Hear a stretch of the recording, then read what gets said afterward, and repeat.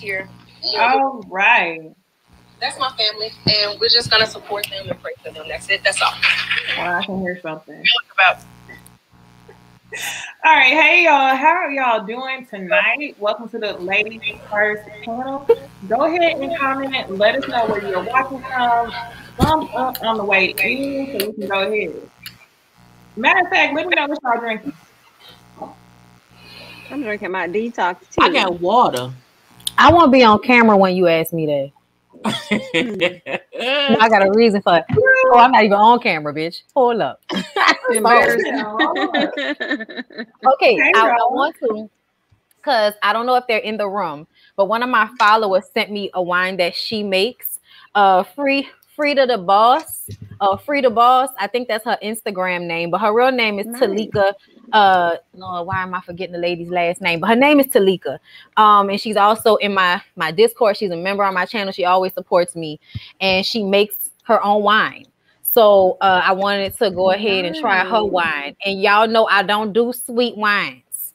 Okay, and this is a semi-sweet blackberry red wine. That's Harriet. Yes, it is Harriet. The power of the ancestors. Okay, listen, it's a really nice bottle. Okay, and then she has another one with her picture on it, and I didn't try that one yet. One more time, because I'm gonna have to buy that for my bar. So I don't know if she's actually selling it, but I feel like she's trying to get a grant right now so she can like start her business. But they make it, so I'm sure you could get it from her. But it's here it is right here. Okay. All right. Nice. Yes. Okay. And it's semi-sweet. So for you girls who like sweet wines, you know, y'all this like could sweet be wine. for you. So I'll send this to her to make sure that she sees it. But she's in my Discord and everything, so I'm sure she'll see it. But thank you for the wine and hold on. Let me up my water. It's good. It's smooth, but it is sweet. But it doesn't make me not want to drink it because it's so sweet.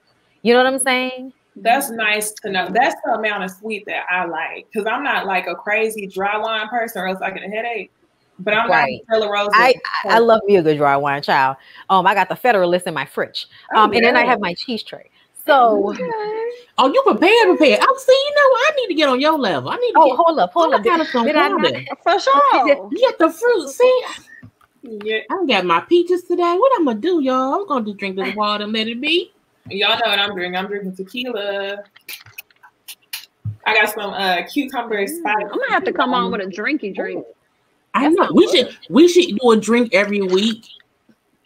Ooh, and that would be fun. We should little drink. I really do feel like that would be cute. A little drink. Y'all, it's thundering. I won't have water next time. Right. It's raining here. Oh, that's sexy. Girl, it's been raining here all week. Up in the sky. I'm tired. Everybody is in a good mood. This is the early people. They always be in a good mood. This is the crowd that I'm like, shout out to y'all. Y'all show up on time and y'all are ready. Because they love us. Okay, they know it's gonna be a good time had by all. We real smooth and debonair with our wonderfulness and stuff, and they be here for that. Okay, and don't forget positive energy. Man, fuck them people. Okay, my merch. Okay. When I see even Jamie and her little hey bitch, when Jamie come on her camera, hey bitch, I want one. I'm gonna have to give me one of those. Yeah, I like I've been getting so many compliments on this today. What'd you say, Jamie? I was like, y'all think it's cute? I said, I've been getting a lot of compliments on this today. Just strange, like, oh, I love your shirt. I'm like, girl, it's just like, hey. It's bright. My subscribers know. They don't know, but I appreciate it. You should tell them. It is. I like the orange. Orange is underrated. It is. I like bright colors. For me. Say that again. Me too. Say that again. I like bright colors. Me too. I like yellows and oranges, and I love. I'm so happy about to be springtime. Child, I love a good red. I just started getting in. I don't even have a favorite color, y'all. Yeah. I don't at all. Like not black, not brown, not nothing, none. Almost everything I have is natural, but I just start popping in like some neon, like neon yellow. neon green like that. Color is amazing. Those also colors. look good with cream colors. Yeah, that's true. I'm getting back into my preppy thing. So here's what happened, you guys. All right. So I'm a dress for her body type bitch. If my stomach don't look good, I'm not gonna wear that. So there are a lot of things that I didn't put on that I would have. So now that I'm like, you know, fitting into my clothes better, which is a vibe for me, like it's cut off everything, cut off shirts. Okay, it's back to wearing beaters and shirts that fit to your body. Like I wasn't doing that for a while, and it was making me feel some type of way. You know, I just, you know, when I was younger, I was very much a vest, you know, slacks, suspenders. Like I was very much like into my zhuzh, you know, when it comes to like Would you like clothing. Punky Brewster? A little bit. I'm a preppy type bitch, but I also, you know, have body.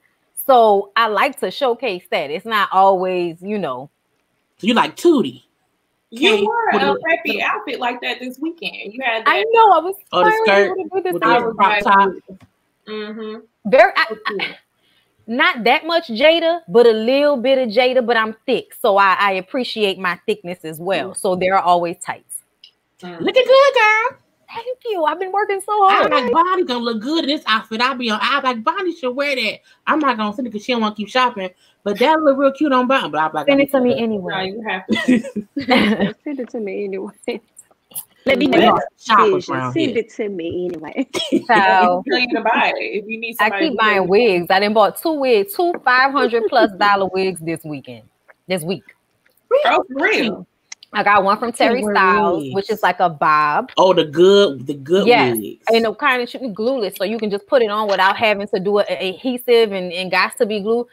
Roxanne put me on it because Roxanne gets her wigs from her, and I was like, "Bitch, these expensive." She was like, "But they good and they worth it. I just put it on. I don't do nothing to it." I was like, "Oh, okay." So I bought one of those, and then I was like, "Well, I want a kinky hair one because I don't want to just be out here with the straight hair." So I went and got like an 18-inch kinky curly one from RPG Show. And they are with Karen and stuff. With Karen, that yes, but I knew about them even before Karen as like the go-to wig. Yeah, it's hard to get an affiliate situation with them sometimes. Like I'm just saying, because their wigs are so expensive. But I can't wait to get it. I'm gonna do a video and all of that, so that should be fun. I want to buy a wig. I'm gonna get me a wig. This because I don't like wig because I like scratching my scalp and I hate feeling anything kind of my head. So I got a sew in one time when I was in my 20s. I took it out in 2 days because I couldn't scratch my scalp, and I was like, I don't like it no more. But I'm gonna get a wig. I get that I need a wig with. So that's why I stopped wearing them because I used to wear them all the time, and eventually I was like, oh my God, I can't do this. Yeah, it sounds weird like that. And I'm like, they so cute, but I can't. Yeah. So the wigs that you can just take off at the end of the night, that's all for me. That's what I need. I want a beauty supply wig that costs like $7, and I can throw it off my head and not care too much because I'm gonna wear it once. I need to go to the dollar store and get like a dollar store wig. Not $1. Put it on, take it off. What if they sold them? I would get them. Be wearing it one time. The beauty supply store wigs have been coming through. I mean, on TikTok. I haven't got one. I feel like I look weird in a wig now because I've been wearing my fro for like a year. So if I get a wig, I feel like it's gonna have to have some texture to it. But I want wigs. I had to make sure I had none in my teeth. Well, y'all ready to play a game? Yes, I'm ready. Let's play. Yeah. Shout out to graphics though. Do y'all see the transparency? MFK. Listen, I love it. I was like, can I make the graphic? I was like, they gonna like this. Ooh, it's cute. All right. So we are gonna play another game of Marry, Fuck, Kill. And I didn't want to tell the only people who know the choices are me and Jay Lee. Jay Lee who made the graphics, but I really just wanted to surprise Bonnie. But I haven't made any choices yet. Okay, yeah. I didn't think about choices yet. We haven't discussed like what our choices are, but I wanted to surprise y'all. So y'all in the comments, feel free to participate. This first one, the shorties. Oh, easy. We got Bow Wow and we got Lil Fizzle Pop. Easy. Can I go first, please? Yes, please. Please would- go first, Bondi. I would marry Jacquees. I would kill Bow Wow, and I would fuck Lil Fizz for sure. Really? Lil Fizz is as much as I can't stand him, he's still sexy to me. And Bow Wow is a no. And Jacquees just seems like he would be easier to be married to than any of them. Like, I would probably kill the other two. I would. Jaylee, you got it. Jaylee, I'd be the. You know what? I would marry Fizz for the good sex. For the good sex. That's it. This for the good sex. And I feel like he'll try to make money forever because he can't sing no more, rap no more. So I feel like he'll be like making money. So I would marry Fizz. I will fuck Bow Wow just to see what it's about because no one's ever said if it's good or bad. And I want to say if it's good or bad. The reason I would kill Jacquees is because I hate his voice. And I don't want to hear that during sex or during marriage or whatever. Like, he sounds real goat-ish to me. And every time I hear him, I'm like, I don't like it. So I would have to kill Jacquees. Those are my picks. That's what I would do. Jamie, I know you trying to take a pass. Girl, let me Like, I don't know. This is tough, but we gonna get to it. So I would probably marry Bow Wow. I would just marry Bow Wow, okay? Because we know Bow Wow got some coinage, and he probably have coinage for a little longer. Fizz, I probably would just smash him and do away with him because he's such a disrespectful person as a whole. So it'd be literally a smash and pass. When it comes to Jacquees, I would have to kill him, but I have a story behind that. And y'all just so crazy. So when I first saw Jacquees was when he was on stage with Birdman. Y'all remember when Birdman and Lil Wayne kind of like falling out? And when he came on the stage, first of all, sir, we don't even know who you are. So why are you even coming on the stage with Birdman? And we're all thinking it's Lil Wayne. And we're thinking like, oh my God, did they make up? And so it was him. And he had this whole persona about him as though he was Wayne. It was in that moment that I said, I do not like him. And I will never fuck with him. And I will not like anything that he puts out. And so I clearly just created this whole thing about Jacquees, why I do not like him to this very day, from the incident of him walking his ass on the stage with Birdman. So I do, and then the fact that he be sitting up here singing everybody else's song, but he, I was right in my mentality. So his version of Ella May's song was better than Ella May's version. I was searching for the illegal download. I like his version. I loved her. I mean, I liked it, but because I vibe out her album, like her album from start to finish is amazing. And I was aggravated that he was like, he felt entitled to sing her. I'm like, but it's her song. Like, how are you upset that she upset about you covering her song when she's a new artist? So for me, I was like, fuck him his version. Okay, fuck him. I ain't streaming that shit. I want to hear her version only. Because that's for the principle of it. But I hate his voice. It's a goat. You right. And I didn't even really think about it like that, but I still feel like I would have fun ribbing him for the rest of my life. Yeah. And he do make me feel like at the end of the day, he'll probably end up having more money than all of them from producing and making music for other people. Because you don't hear about him, but you also don't not hear about him in a way. True. Right. So it makes me feel like as long as he has that going for him, like everybody loves a good remix. He do be stealing people's songs, and it does make you want to go and listen to the original because the original is always better. But ultimate, you know, except for Ella Mai, her accent drives most people. That's why they didn't like the album, because she was doing her Destiny's Child, you know, second album thing with all of the talking and the interludes, and it was just kind of like place related. Someone from Chicago, her album playing. But also, like, I think it's one thing if you like. People can like remix and stuff, but when one person remix everybody's shit, I'm like, come on now, bro. You can't remix everybody's shit. It's Sweetie too. Sweetie, stay getting the old beat and we doing that shit. The only song that she on that seemed new to me is My Best Friend. She a real bad bitch, but that's Doja Cat magic right there. I was about to say it sound like Doja. Doja Cat magic, who is extremely talented. But then they also was clowning. They were also clowning Sweetie because it was another group of ladies. I thought they were signed to Rock Nation. I can't think of the name. I feel terrible. But they already did a song like that already. So Really? people were calling Sweetie out for ribbing that song. It was a big issue about that. That song dropped, I think, the summer of last year. Child, I just started liking Sweetie like last week, just to be clear. Because I felt like last week when she I broke see up the with Campo. copying. You don't feel like a real rapper. You feel like somebody that's doing rap songs because it's in to do. But ultimately, when I followed her on Instagram and I realized how baller she is as far as how she's been able to monetize her Instagram to such a degree. I mean, the Tesla deal, I was just like, I mean, bitch, like, respect. But that's why I think Ebro said how you can't confuse somebody who's good at business and marketing themselves with someone who's a good artist. Like, it really is two different lanes. Like, I don't knock her hustle, but I would not go to a concert of hers. Nothing, and she has 11 million followers on Instagram. You guys, you don't do that just because you're pretty. April Jones is pretty. Like, that has to come with some type of like mental intelligence, and that's what I have started to notice about her. The way she handles herself in some of these media situations. I see the smart girl behind it, and that's what I have kind of like a like and respect for. And I also like how she's handled the way people come at her about her being biracial.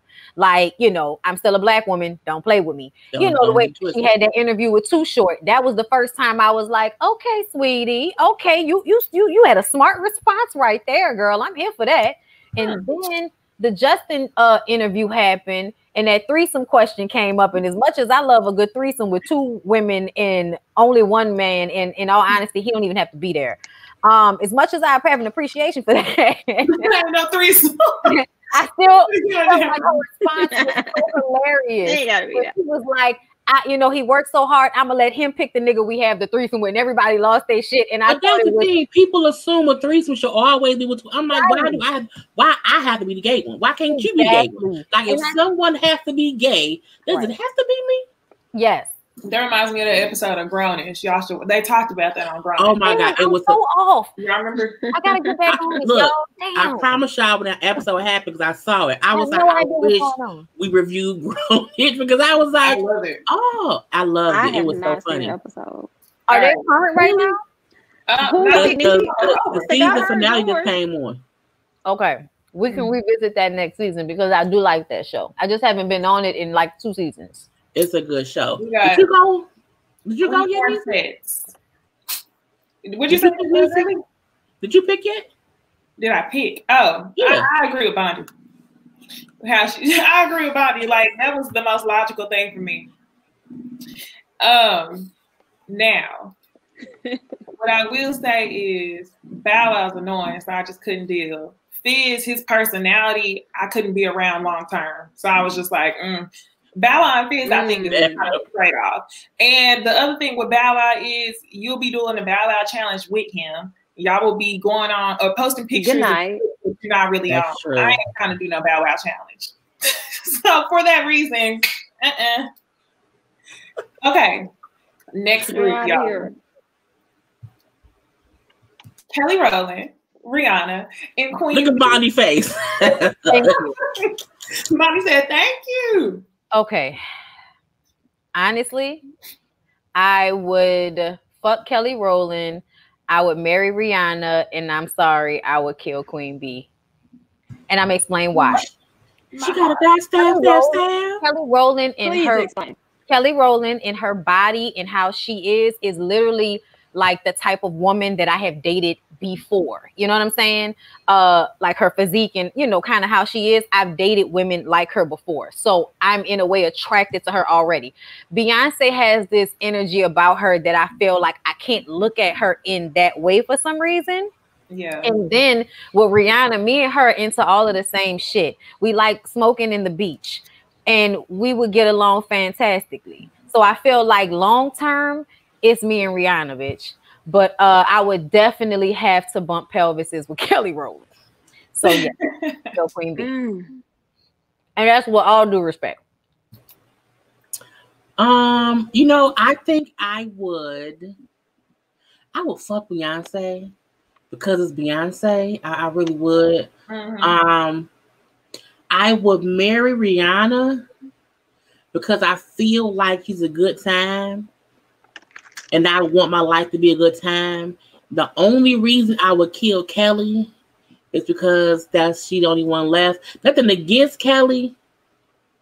I mean, if I could fuck Kelly before I kill her, that could be a thing too. But I just, that'll be my choice.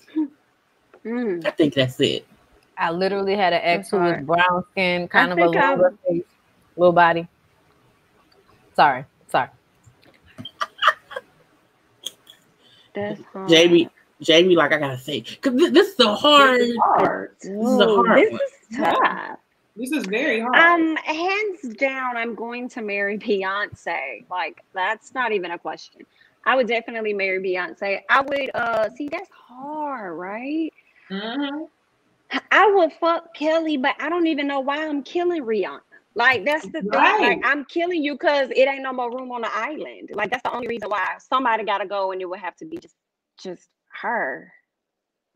Dang, I'm sorry.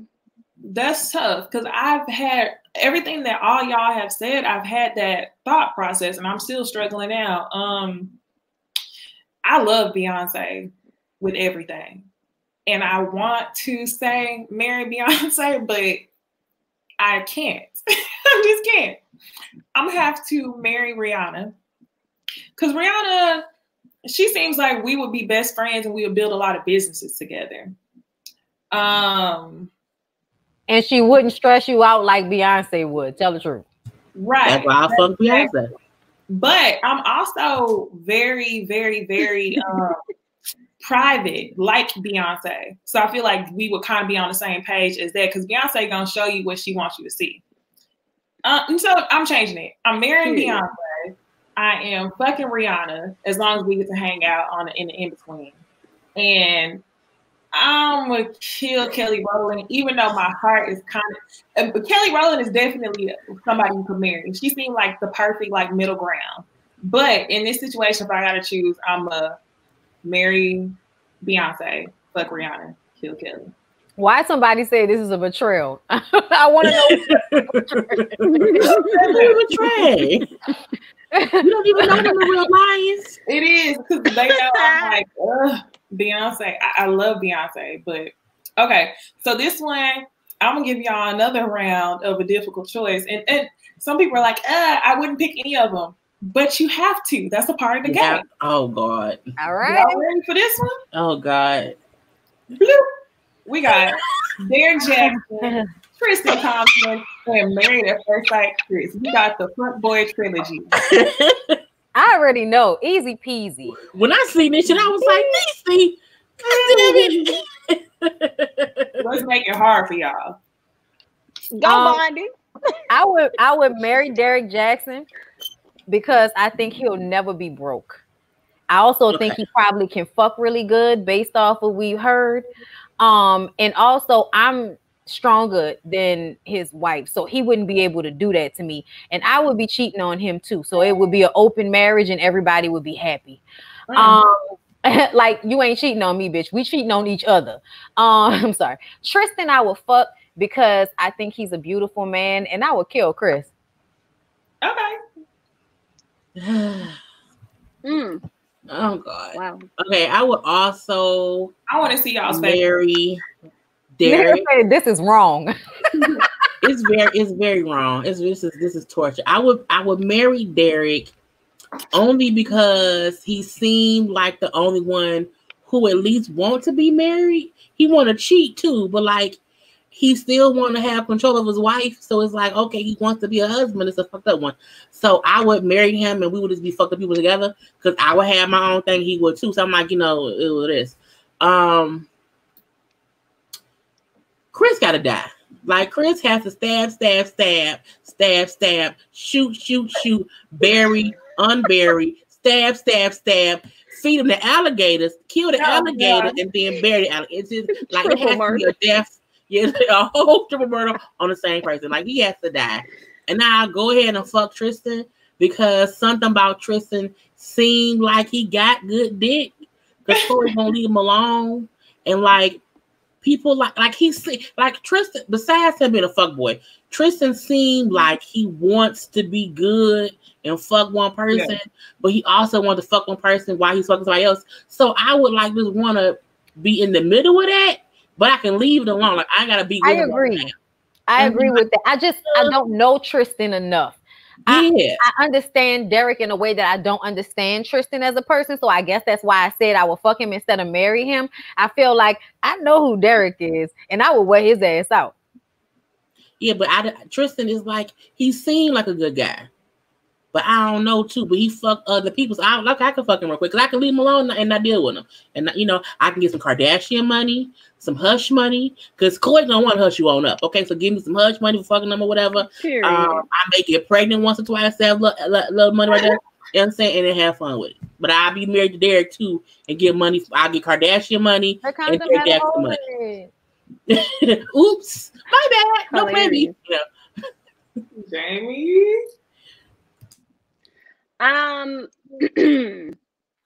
Let me see. I would have to marry Tristan. Tristan give me the vibes that he's not really gonna be at the house, which is fine because I'm probably not gonna want to be around you all the time anyway. And when you're out at the club, don't think I'm not feeling good in somebody's spot getting hot. Okay, we in the same boat, so you can go over there. Chris, he's a fuck boy. Fuck boys get fucked, so that's exactly what he get. And I was sending him on his way. And then when it comes to Derek, I just can't do I can't do him at all. So he would definitely have to die. They can all die anyway, you know.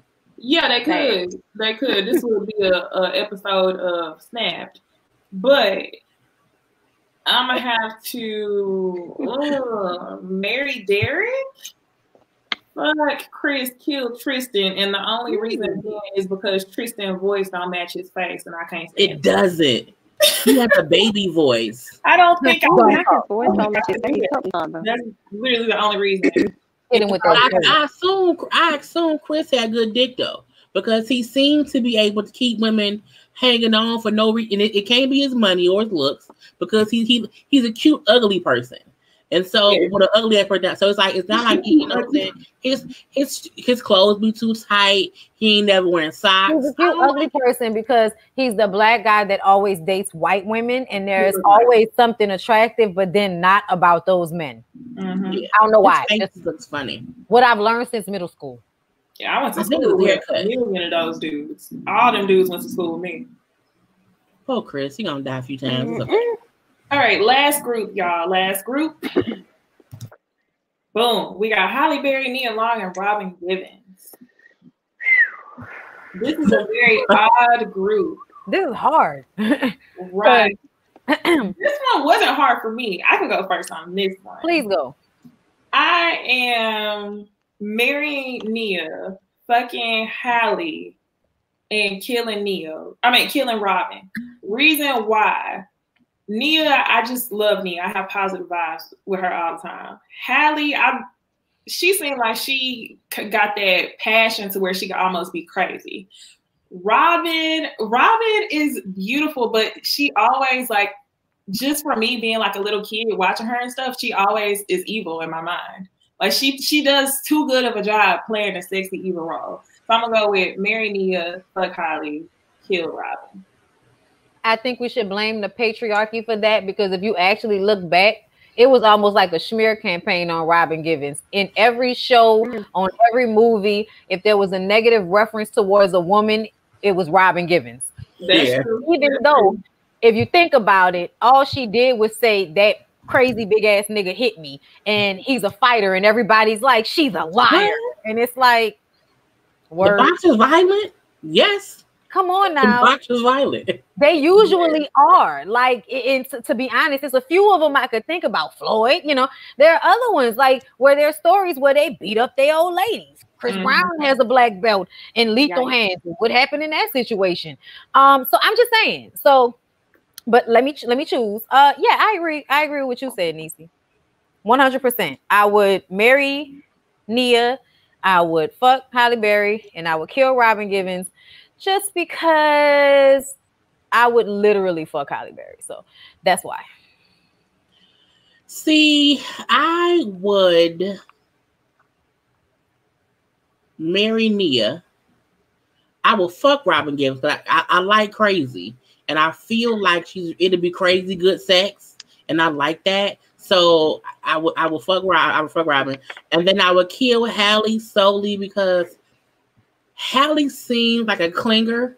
Like once she had you, she wants you because she wants love, and eventually that would aggravate me. Like I'm like, go over there real quick. Like she seemed like she wants to be around the person she loves all the time, and I'm like, but can you like go home one day? And she'd be like, no, and I don't like it. Like somebody Hallie, but she's a great person. Do y'all follow her on Instagram? Because if you follow her on Instagram, I do. She's really likable.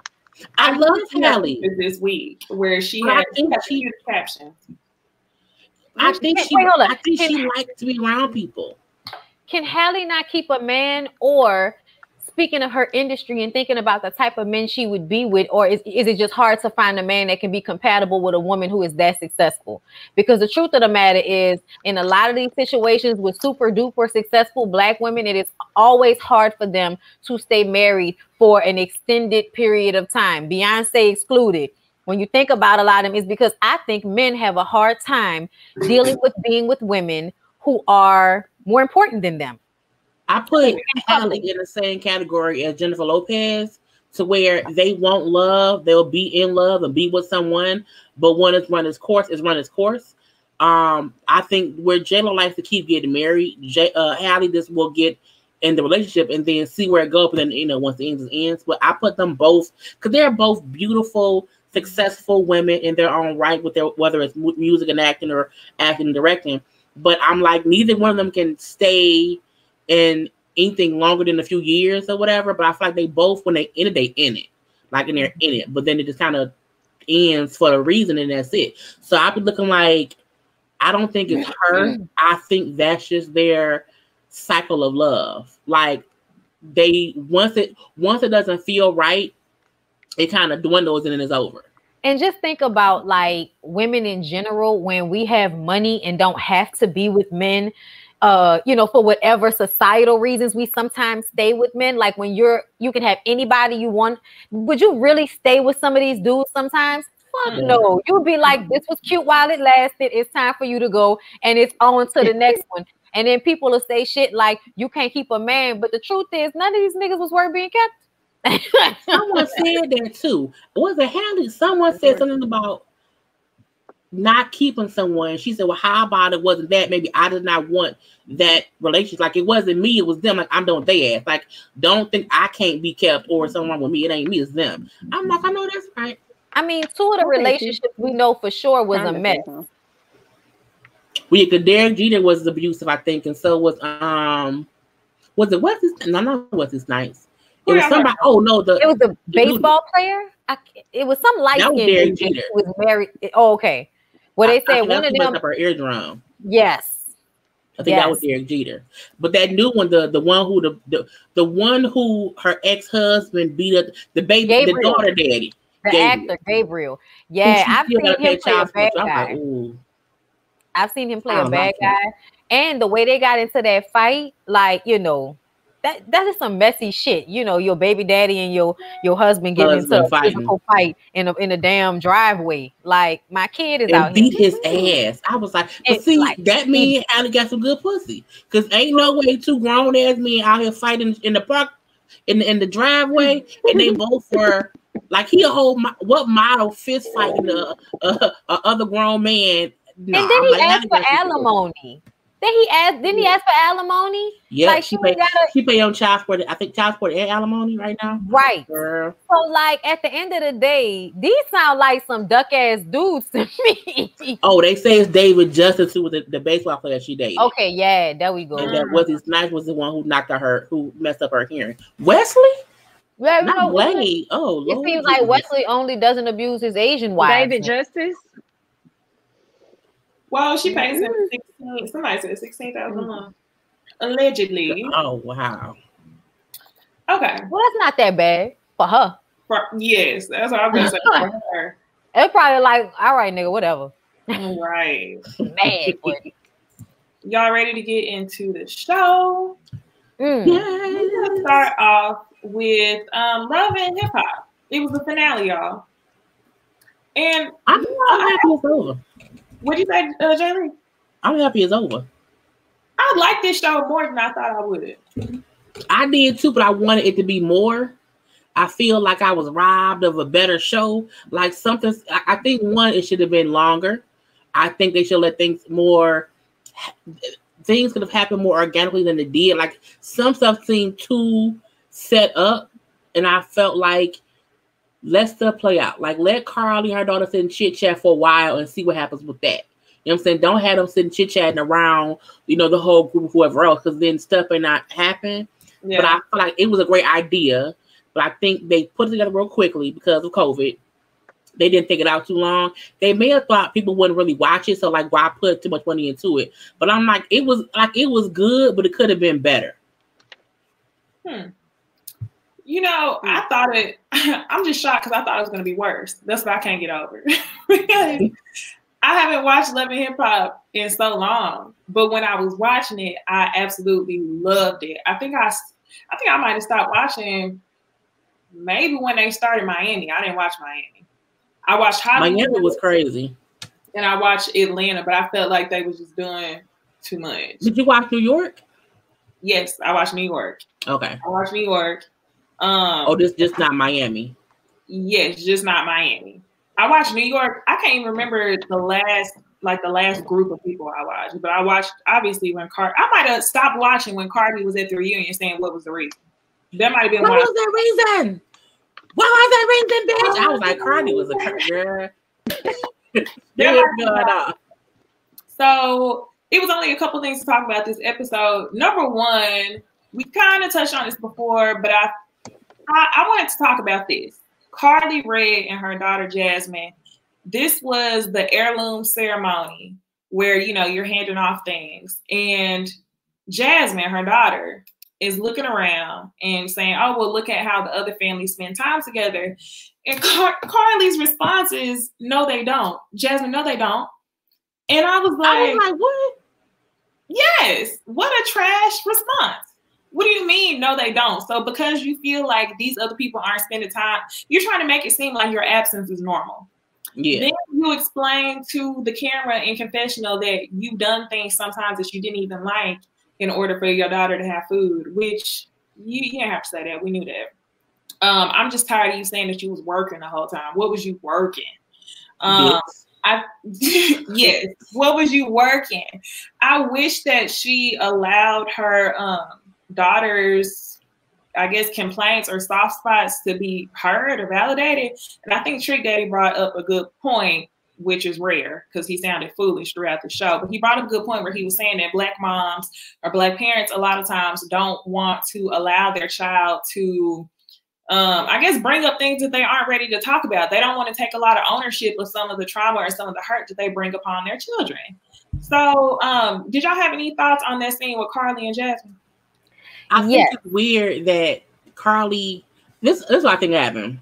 I think Jasmine has said in many of the ways over the years how she wants more of Carly. I think Carly over the years has never gave her that. So I think now her reaction is just to ignore her mama when she really wants attention. She don't want to talk about it because Carly saying how, families don't always hang out means that she has told her we can't hang out. Well, like we're not supposed to. If it's like they've already talked about it, and so Carly already knows what response to give. And I felt like you are sitting around here. You talk to Sierra about being a better friend, but you are not being a better mom to your daughter. Like, and you can tell all she wants is time and attention. And when she said, like, I feel so bad to see how close you are with your friends. Right? It's nice to see the families do this and that. And Carly, like, to not I'm gonna do better because I see you want better.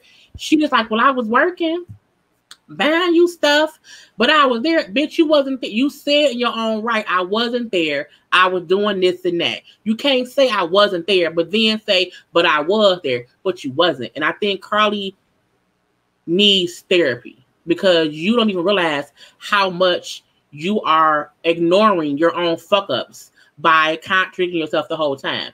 She irked my nerves the whole time because I feel like she's telling you she wants you just won't do it. Mm-hmm. Even when we saw Judy kind of have some sort of resolve with Mendices, we couldn't get that from Carly Red. It was See, dumb. I feel like the show dropped the ball because they didn't bring in like therapists to help them have these conversations, and that's what they were missing. And I understand it was COVID, but I also feel like they could have found somebody to video chat with them and, you know, just record from the doctor's place and record them in their place. Like 90 Day Fiance figures this shit out. So I don't know why. Well, quarantine the doctor there with them. Like same thing. Yeah. Right. Just in case it was, you know, I was just saying that in worst case scenario. But I felt like they dropped the ball with not wanting to actually provide assistance and having some of these conversations in the family, because if it was so easy to have the conversations, they would have had them before they got here. And it was the producers probably forcing them to talk about these things on camera that forced a lot of the conversations.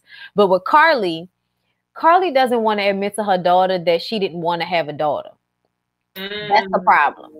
The problem is I don't want to have this conversation with you because I don't want to say that I didn't want to be a parent, but I was one. And I feel like I did what I could to make sure that you didn't struggle the way I did. So that should be enough. And she said, I sacrificed my life for my kid.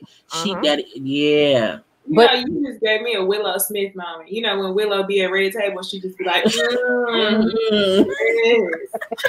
What happened was, listen, I will eat all of this shit. But to me, I feel like the fact that she refuses to see it at this point proves that it's something that you don't want to comment on. And that's why she will respond like, no, they don't. And that's not what's happening. And I'm just going to keep ignoring it and acting like it's not a problem in buying you shit. And, we're just going to keep going down this road, which is why Jasmine didn't want to say it, because Jasmine probably feels like I've already said it over and over and over and over again. When are you going to change our relationship and reach out more and want to spend more time? But Carly is already somebody that has spent much of her life doing everything just for herself. I know she thinks she's been doing it for her daughter, but if you were doing it for your daughter, you would have realized that your presence was also needed along with the rest of the shit that you were providing her. You wanted to be a video girl. You wanted to be some rapper's Miss Thing, and you thought eventually you would lock down some man, get you some money, and be able to bring your daughter into the household, but that never happened for you. So at this point, you've been able to hustle this money and send it back and make sure she had these things in latter years. But the truth of the matter is you never really wanted to be there in the first place, which is why you were not. And you don't want to say that to her because that's even more painful than, not having the conversation at all. So I think it's something that they need serious therapy for, because it's not only the conversation they have to have, but it's the fallout after. Like having to deal with the fact that you're never going to fix it. It's never going to be the way you want it. And you just have to accept it for what it is. And I feel like the daughter is hurting from not even a place of when she was a teenager, but when she was a child. Like, I feel like when she cried, that isn't her adult self crying. That's her child. Like, I want my mama coming out of her as an adult. And I'm like, the fact that Carly don't, as a mother, to not see that is crazy to me. Like, you can tell how a person is releasing what energy. And when she cried, that's the uncontrolled. Like, I want my mama. I'm 8 years old. Mama gone, but she sent me fucking doll, but I want her kind of, I wish she could be here kind of cry. And it's weird that Carly just doesn't pick up on social cues. I'm like, how do you not like to sit and see her daughter look at other families? Like, and all like, oh, I wish we could do that. And the whole time we spend, I'm like, holidays, bitch. That's like what, 4 times a year? Mm-hmm. It's like it's weird. Not talking to a cousin. It's your daughter. I think cousins don't make out like a mother daughter. That's weird. Well, for me. Carly was never there. That's the thing. That's why she can't connect, because she never developed that connection with her when she was a child. So that's why she's having such a hard time understanding where her daughter's coming from. So I think that body, they really need some deep dive therapy. They need love and hip hop family therapy, because she's never going to get it. And I really feel bad for that girl, because she never had her mom, y'all. Because next thing you know, we saw Carly on Love and Hip Hop. Ever since they came to Atlanta, I think she's been on like every episode. We've seen her with man after man after man after man after man. And she just now bringing her daughter onto the show. And that relationship, I said that before. It's just damaged. But, like I said, I think she just can't connect. Yeah, I can see You it. right to have her on the show, but we never seen the daughter till now. To me, it's weird because you're right. She has been on since the beginning, and the Very. daughter old enough to have been at least around at And that she time. We pretends never saw her. she pretends it's for protection, but the truth Yeah. of the matter is everybody had their kids on the show, kids that were younger than your daughter, and there was no protection that was actually needed as far as hiding them on the show. You didn't do that because she wasn't a part of your life like that, because you was out here trying to fuck with these I men. didn't know she had a kid. I didn't For the know that in the longest. beginning that she had a kid. And that's why I think she really wanted that baby with Mo, because she wanted to be able to do what she did not do for her daughter. She wasn't able to get her that family or Yeah. anything. She wasn't there for her the whole time. So I think that's why she really wanted that child. I think after they miscarried, they tried again. She really, really wanted it. But And the weird part is like she never got a result she won't even try to do that now. So it's like I get that she wasn't there before and she may not know how to connect, but I feel like if you at some point, if you want to start over, just start over. Like you can't replace the years from back in the day, but I feel like even now to not want to just like I talk to my mama every day, like every day. I'm talking to my mom, so I can't imagine my mom saying, "We know it, we can't hang out this month. I see you at Christmas." I'm on the way right now. Fuck what I'm on. You know what I'm saying? Right. So I think for me it's different to have that as normal. But I still feel like with the child is like I want to just spend time with you. I think that's an easier thing than saying let's fix the old shit. Okay, I'm not gonna say that, but let's just now start hanging out now. And your response is people don't do. I'm like people do that. That's normal. Like for me, for instance, with my mom, because I'm married, that creates a space, first of all.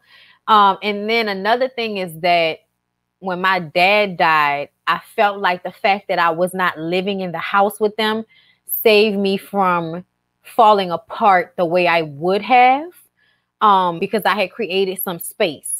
And my dad had done that already when I turned 18, created some space, because now, I'm grooming you to be an adult. So I'm not going to give to you in the same way that I used to. There was my dad always kind of knew when it was like, all right, it's the stage for me to pull back in this way. And he would actually do that. Versus my mom, who I always had this emotional connection with that didn't seem to like sever in a way until my dad died.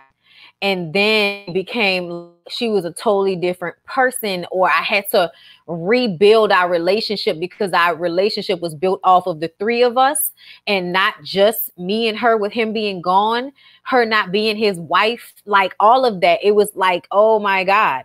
So, like out of body experience almost. So when I, kind of got past that, I felt like I needed to create somewhat of a separation between me and my mom so that when she does pass the way my dad did, they always say, God willing, it happens the way it's supposed to happen, with her before me. But child, I feel like they're going to have to scoop me up off the damn floor. So, I feel like I have to create that separation so it's not as hard when it happens, because I know it will, and because it's already happened, and that's still kind of difficult for me, like in an angry way. You know what I'm saying? Like, I understand it had to happen the way it happened, but sometimes I get upset about it. So, I always tell my mom, pickle yourself. I need you to live to be 100, because, I need that damn near have grandkids in order to deal with you not being here. Even though we don't talk, and she'll call me, she'll be like, so what, you forgot I'm alive or something? Like, bitch, stop playing with me. Like, it's been a week. Stop playing with me. And then she, text messages make me know we good. You know what I'm saying? We don't always have that talk. And then plus she got her little boo and shit. So sometimes when I be calling for her, she don't be available. So I be like, don't do that. Okay. Cause you be putting me on hold forever to talk to your friends. Her little friends or whatever. Girl, you get real parental over your parents at a certain stage. Like, where you at? Who you with? They're not grown no more. Like, you a child in these streets. Listen, like, my dad passed away. For sure. Well, my dad passed away. My mama know I'm her mama. Yeah, I'm just saying, my dad, when he passed away, I was like, because I talked to him like, well, just not every day. Because I'll call my mom and he there. Like, hey dad, that was it. But when he passed away, we got like, it's not that we could have gotten closer, but we was like, okay, we have to actively be sure to like be around, like talk, like me, my mom, and my sister were closer now. But like I stayed at the house for like 3 weeks when he died. I'm like, I don't want to leave you by yourself. So for me, my thing I had to fix was being okay with letting her be by herself, because that's a hard thing to let, because they were together for, I'm 39, like 30 years or whatever. So like, I'm like, nah, like I want you to not like you by yourself. So I think for me, if when mom passed away, like I'm gonna definitely be like, put me in the same asylum for like a week, like put me somewhere with some cushy walls that I can't keep, because I'm go crazy. I know that already, but I'm prepared to go crazy real quick. And you know, because I felt like the week or two before my dad passed, I'm like, if y'all was to die, I would die. And then to have it happen, you're like, oh wait, I didn't, like I was able to withstand it. I'm like, okay, so now I know you're gonna like fall out for real quick, you know, be sad for a while or whatever. But you keep walking. So for me, I'm looking like, I don't see how Carly has her daughter, but doesn't want to still have that close while they still here. So I'm like, but it's like Carly seems as if she feel like, you know, she loves family, like family. But I'm like, but your daughter's your family. So how can you not want to give her as much as you can while you're still here? So I'm like, to me, that's weird. But Carly weird. Her face is weird. Her hair sometimes be weird. And she doesn't have her. She weird. The daughter don't have her dad either, right? Or does she? So it's like she don't have her mom. They've never talked about it. No, I don't know anything about her dad. So I would be surprised if Carly know who her daddy is. Well, what if what rapper girl? Who she look like as a rapper or her mama? So that's different. So like, who would the daddy be? Ja Rule. It's based on she was dealing with that girl. Think about it. Right up in here. See, Carly just don't accept that parent role. But only one other thing, in my opinion, happened on this episode, and that was a talent show. Was it talent though? Thank you. Wow. Okay. That's what I wanted to talk about, because the theatrics was there. Okay, everybody was like, Yandy. And you guys, Yandy didn't sound bad. I will give her that.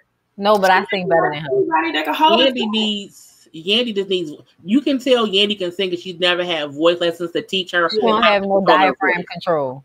Yeah, she needs way up and through here singing lessons, but in a good way. Like she can sing, but she don't know how to hold her breath right. She didn't know how to hold the note right, and you could tell she was nervous because she don't use her voice in that way. But I was like, oh, she can like da da da da if she wants to, but she gotta go see, you know what I'm saying, a singer first. But Yandy was talent.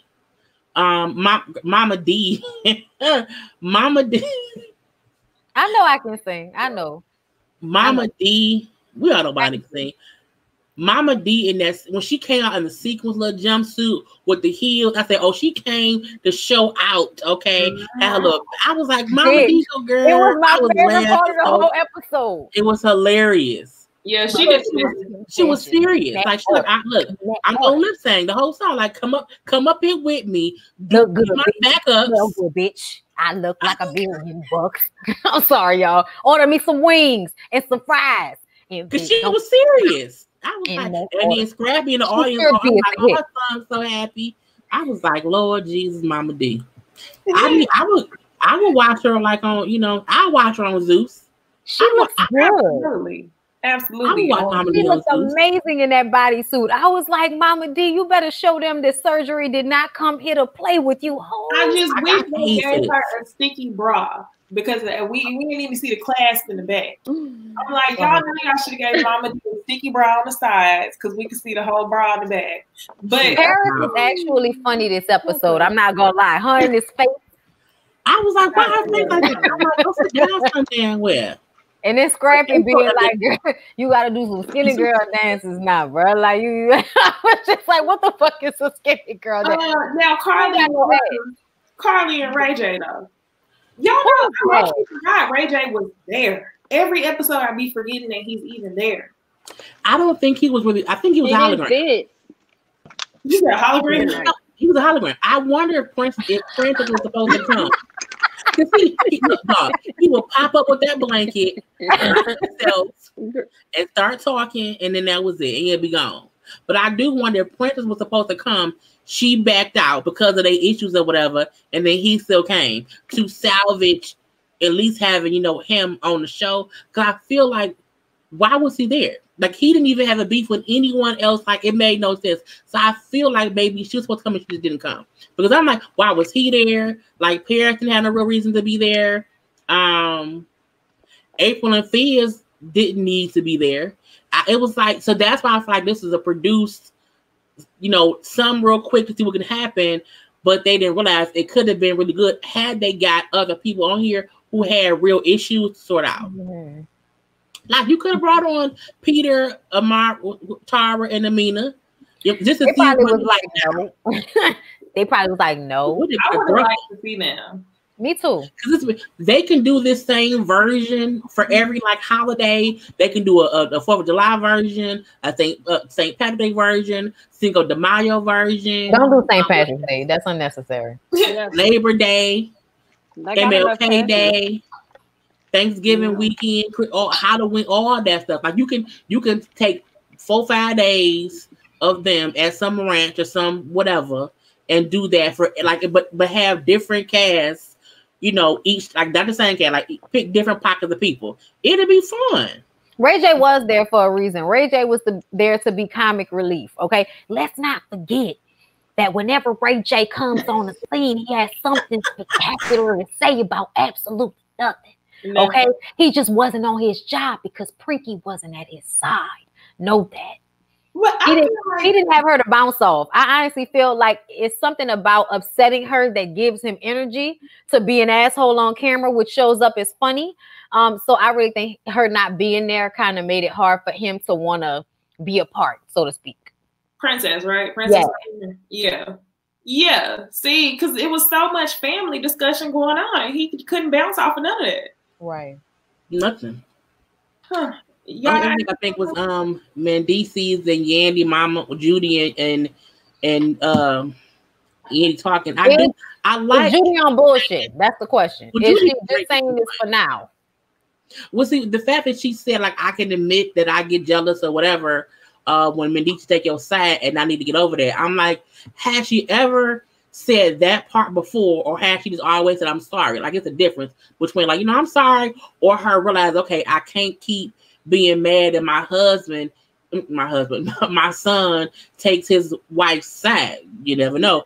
But I do feel like Judy drinks too much, and maybe when she drinking and they fussing, she go teen too much or whatever, and that can be even worse. But I feel like Yandy made it clear, I love your son. I have been, I held it down. Leave me the fuck alone. I ain't did shit to you, bitch. Leave me alone. And it seemed like Judy got it, but let's see if she sticks to it. Yandy was hilarious as hell when he said, I'm gonna leave y'all two to talk. And she was like, you don't have to. What about you going? Don't leave her. And she rocked and walk away. I'm like, oh yeah, he leaving for real. She's like, where the fuck is he gonna go? I'm like, he leaving you.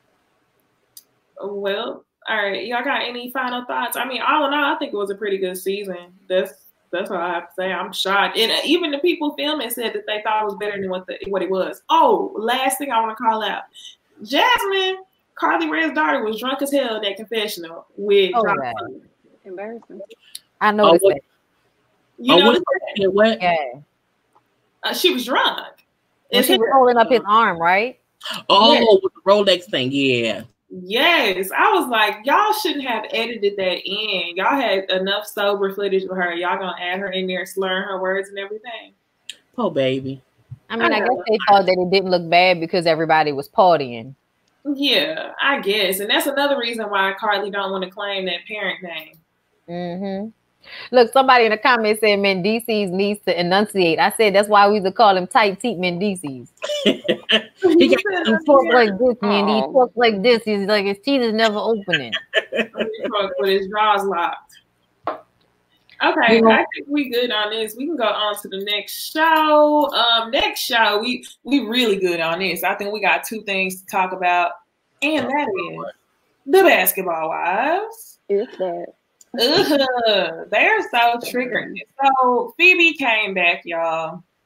Evelyn went over there to meet her, and of course they had to go ahead and get into this Phoebe and Nia fake ass beef, which I knew wasn't gonna go nowhere. Nia had already felt good about solidifying her spot in the group, so she was not gonna try to start no mess with Phoebe. They had a discussion about it.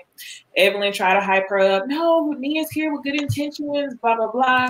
And if I'm being 110% honest, I zoned out when they start talking about this video because I think Phoebe is trying to put what they say 10 on 20, 20 on 10. 20 on 10. For 20 sure. on 10 is what she's trying to do. So I'm like, y'all did not have to add this. We could have went without that for the finale episode. Y'all could have just kept the storyline with OG because she's really bringing in all the viewers.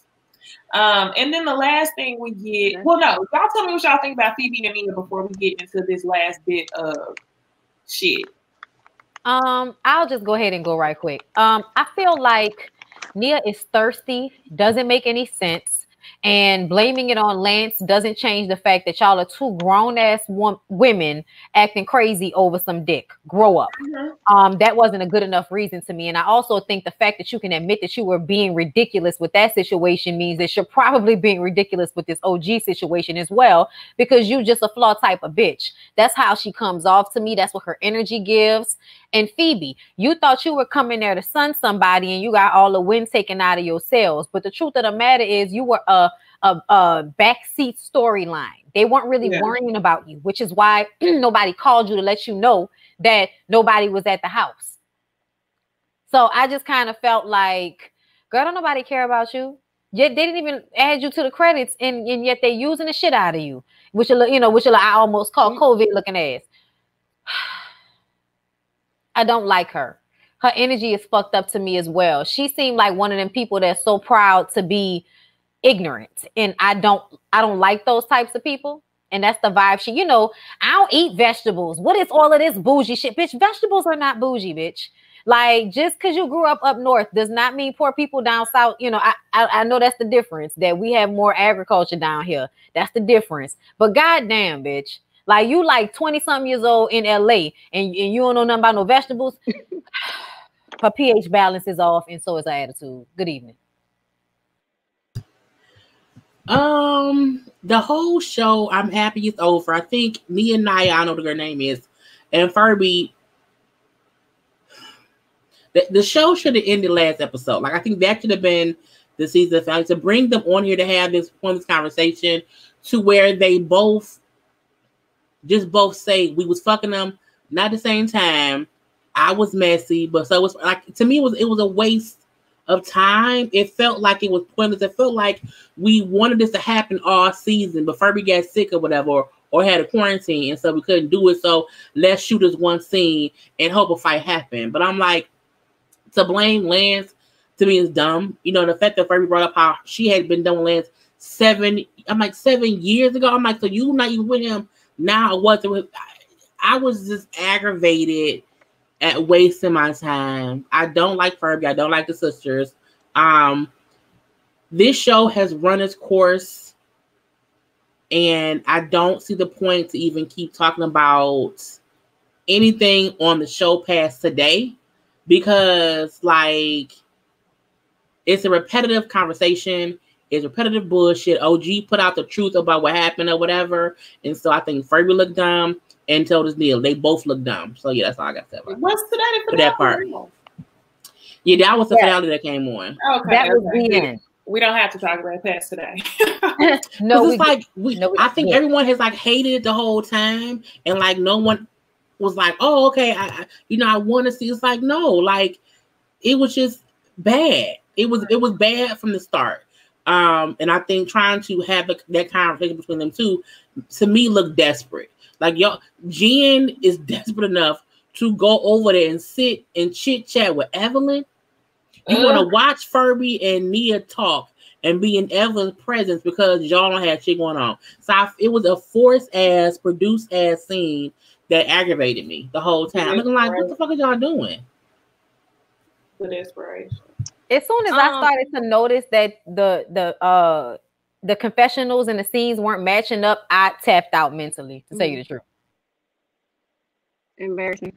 I appreciate the little smoke that Phoebe tried to give to Neil when she first came on. Like, let's talk about this or that or whatever you've been sending me or whatever. But I appreciated it because I don't trust them sisters. And honestly, when I was watching it, I feel like, what's the one, Naria? It's like Nia and Naria. I don't know. I'm calling Naria. Know her name. It's like she sometimes be with the shit, but she give me the vibe that she ain't really no liar for real. Like, even when you look on social media, wait, the braided one or the curly hair? And OG really going at it the whole time. The braided one or the curly hair? The braids, the one with the braids. Okay. Yeah, she kind of like she sits back, but if you probably like get fly with her, then she gonna like clap back at you. She don't really be trying to do all that drama, and you can tell because she got a man, she got a family and stuff. Her other sister ain't got all that. So it's like you really got to lose type thing. And you're probably the very reason that your sister came on the show was because you wanted this. You wanted to connect with Phoebe when she was sitting down talking to OG and saying that, and I'm kind of fast forwarding a little bit. I think she was talking to Jen and Jackie. OG said this and that about the girl. I said, I don't believe none of that shit. OG just sat up here and told y'all that she wanted y'all to get to know them, get to know those ladies for yourself. Why would she go back and say the complete opposite to y'all? That just made absolutely no sense. So I mean, I'm not feeling Nia now. Phoebe, I really don't understand the purpose of Florida coming to this house because it's like ain't nobody here. Why ain't nobody call her? Why ain't nobody tell her that she walking around the house looking stupid? I'm like, yeah, look stupid because that's exactly how your dumb ass look being in that circle. That's exactly how they see you when they together. Yep. Okay, you peeking around trying to see where you can get in at. That's exactly what that is. They don't with you at all. You couldn't even get a call from Malaysia. You couldn't get a call from her at all. You walking around the house. Like, how do you not know? Right, they didn't even tell her. It was trash. It was terrible. It was no point in the conversation only for it to not go anywhere. You know what I'm saying? Like, y'all talk about me. There ain't nobody dating right now. Like, it's not gonna serve y'all truly no issue to like beef. But I mean, it was just whack. I'm so glad the show is over. What I will say is this was, in my opinion, a scheme that Shani and production came up with to come to us with the bullshit when it comes to OG trying to make her look bad. Because here's the thing. Y'all knew this season was going to be short. Y'all already filmed and looked at shit. It's so much footage that I'm sure you guys have over the years on the cutting room floor that y'all decided to not bring to the forefront. We got a whole motherfucking year. Okay, y'all could have got out here and filmed some more stuff as people are learning how to navigate throughout this pandemic. Y'all could have gave us more bullshit than that, but y'all wanted it to be completely centered around OG and to try to debunk her and what she's saying. But OG and America made y'all look even more dumb than what y'all looked the last season. And then Evelyn does an interview with Wendy Williams or whatever, and she kind of alludes to the fact that it kind of sounds like there may be another season. She was like, I'm just glad this one's over. We got this out of the way so that we can start with a clean slate. I'm like, they don't need to start with a clean absolutely nothing. Yeah, you can just shut it down, close it down, and let it be what it is. But they're gonna figure out a way. I'm sure they probably got another a season 10. They already knew this was gonna be a throwaway season, so the viewership probably didn't even matter. So they're gonna try and start over and edge in some new girls and figure, you know, they're good at manipulating. So they're gonna figure out a way to bring us another season 10. I do advise OG to just not come back. You know what I'm saying? And if she does, I get them hoes around for their money as you always have since you've been on this show. But I think what they did was, I think they did this season to make her not come back next season. Like when they say, you know, she's the issue, she should leave. Like they really set this up to be like, okay, we need everyone here, including Jackie, to not like her. Jackie, bring on 2 new hoes.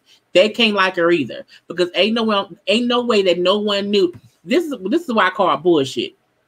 Producers know everything from the start. They know everything. And the fact that them twins came in the damn house, and the fact that she said at one point, well, OG had beef with me because I won't come on the show. Then why you come to the house and you didn't mention it? If OG was full of shit and if OG tried to set somebody up, why would you not come to the house and call that out? How did we have to wait till episode 6 to find out that you knew OG. And the whole thing about her in the pool with the sister and Jackie and Jen, and she then said, OG said, I said, you ran out a whole thesis. Ain't no way that she told you something on day one. And you remember, that's not a statement that anyone remembers verbatim. No one remembers she said that the kids was the representation of it. No one remembers that shit that tough days later, and don't say shit until now. If she really said that when OG first got bucked with her, she would have called it out. Because you made it seem as if OG was cool until she got around with y'all. I called bullshit the whole way through. Jackie was in on it because Jackie brought them in. They set OG up from the get-go. Make her feel like you know what I'm saying, y'all good, Jackie. Have her be comfortable or whatever. Jen, because the fact that Jen and Evelyn is now buddy on Twitter, yes, they was all a part of the bullshit, and they sat there and they wanted OG to react. And this season she didn't. Last season she did. She knew to hold her composure. That's why she recorded everything, because she knew they're gonna try to fuck with me. And I'm like, y'all did all this just to make sure she didn't come in next season. Absolutely. It makes sense because OG did an interview last year with I can't think of the lady's name, Kendra Media or something like that. She did an interview and she mentioned that she was signed on for, I believe, one more year, like one more contract. So this was definitely a throwaway season, in my opinion, if I heard correctly, and how I assess it. For them to just create some shit, because I think they filmed it in 2 weeks, put some shit together just so that could be her season to get it. Because Evelyn also said, we're over, we're done with that. You see what I'm saying? So they can move on to the next season. So now OG has fulfilled whatever obligation of that, whatever that next season is. Now they can scratch that. They don't have to re-sign her if they're, if that was in her contract, and they can move forward to a whole nother season and try to clean up that image from there. I could not agree more. And then, like, I don't even want to do, but the whole fake, oh, I asked OG to leave. Bitch, the season over. Y'all been over. Shut up. Shut up. Like ask her to leave so we can continue to do something. Bitch, as soon as OG left out the door, it was roll credits. Okay, right. Which means the story is over because the story walked out the door. All right. Exactly. And the thing about it is they didn't even play their cards right in that situation, because to me, if they would have kept her there longer, they could have prolonged this shit a little bit more, right. You know what I'm saying? And got more out of the season. Maybe we would have been able to see another altercation with OG and the sisters, because we never got to see the altercation that they had for real, for real. You know, the audio that we heard from OG, that was like a real extended version of that argument. You know, when the girls was going off and that producer had to come in. To me, all of that shit should have been on the show. They played themselves by not being 100% honest with what was going on. It would have been a way better show. The ratings would have been higher and everything. The problem is it would have had to make Shawnee and them responsible, and they didn't want to have to be responsible. And to me, that means y'all leverage your brand against Shawnee and Evelyn's ego. Yes. And that is some bullshit. You fumbled a fucking bag. Basically. Dumb.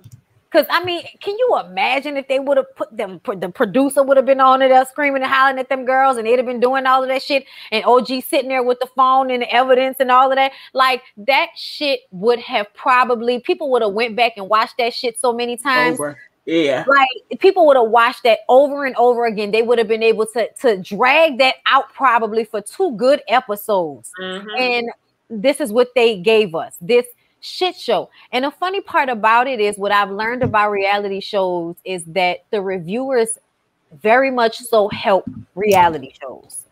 And they know this, which is why when Carlos King comes out with a new show, he's adding YouTubers so that we know what's going on, so that we review his show, because it helps viewers watch the show. I put people on Love and Marriage Huntsville all the time. I be like, bitch, you don't know? Let me tell you. You know what I'm saying? I watch it till I got it, y'all. That is my favorite. Yeah, it's a good show. I love it. And that's how you know. To me, that was like when I really understood the power that YouTubers have. When people know what the fuck they're doing. And that's why I will always have respect for Carlos. And listen, I saw Mona today. Mona did that interview. They were putting it out there. She was on Unsung or Uncensored. And they were like, she was saying she felt as if people always go in on her for the misrepresentation of Black people, but Carlos doesn't get that same heat. Andy Cohen doesn't get that same heat. And even though I feel like Mona is speaking from her perspective, I would like for her to know that there are many of us who we read you because it's be some bullshit. But ultimately, we drag the shit out of Andy Cohen. We don't really like him. We see him for his works. And we appreciate you for giving us not only Love and Hip Hop on Monday nights for the past 10 years, which has been some of the best money I've ever made in my life. Yeah. But also, it's been a good time. And when I look back on reviews or seasons that I've watched, it's been such a good moment in the culture. Like at the end of the day, it's what's happening with these people. As hood as it may seem, people are this hood. Everybody forgets that people actually are like this. This isn't a caricature all the time. Yes, people are doing things for the camera a lot of the time, but these are also things these people would do if the cameras wasn't there. Like Carly Rae would still be a hoe if the cameras wasn't there. Okay. Mimi would have still had her little nervous breakdown after Stevie left her for Jocelyn. Okay, even though she left him, but come on, we all know what really happened. Thank you. Okay. So that's my favorite. I always say that. I see you got your maid. I always say I see you got your clown face on like you always do. I be having to twist it. Girl. Jocelyn looked so good when she walked in because she had looked bad for like that first whole season. And this was like the second season. And that was the first time they had come into the same room with one another. And that bitch walked in there with that nice ass weave and her face looking nice and her body looking good, looking like she just came off the stage or some shit with her fur. Bitch, I will never say fur the same. I always say fur because of Jocelyn. So I feel like we had so many great, amazing moments from Love and Hip Hop over the years that there's no way I can look at Mona and see her for any less than somebody that took advantage of a situation just like everybody else and helped some Black people make some money and raise their profile and regain careers. And us YouTubers had, content that we felt strongly entertained and felt like was us.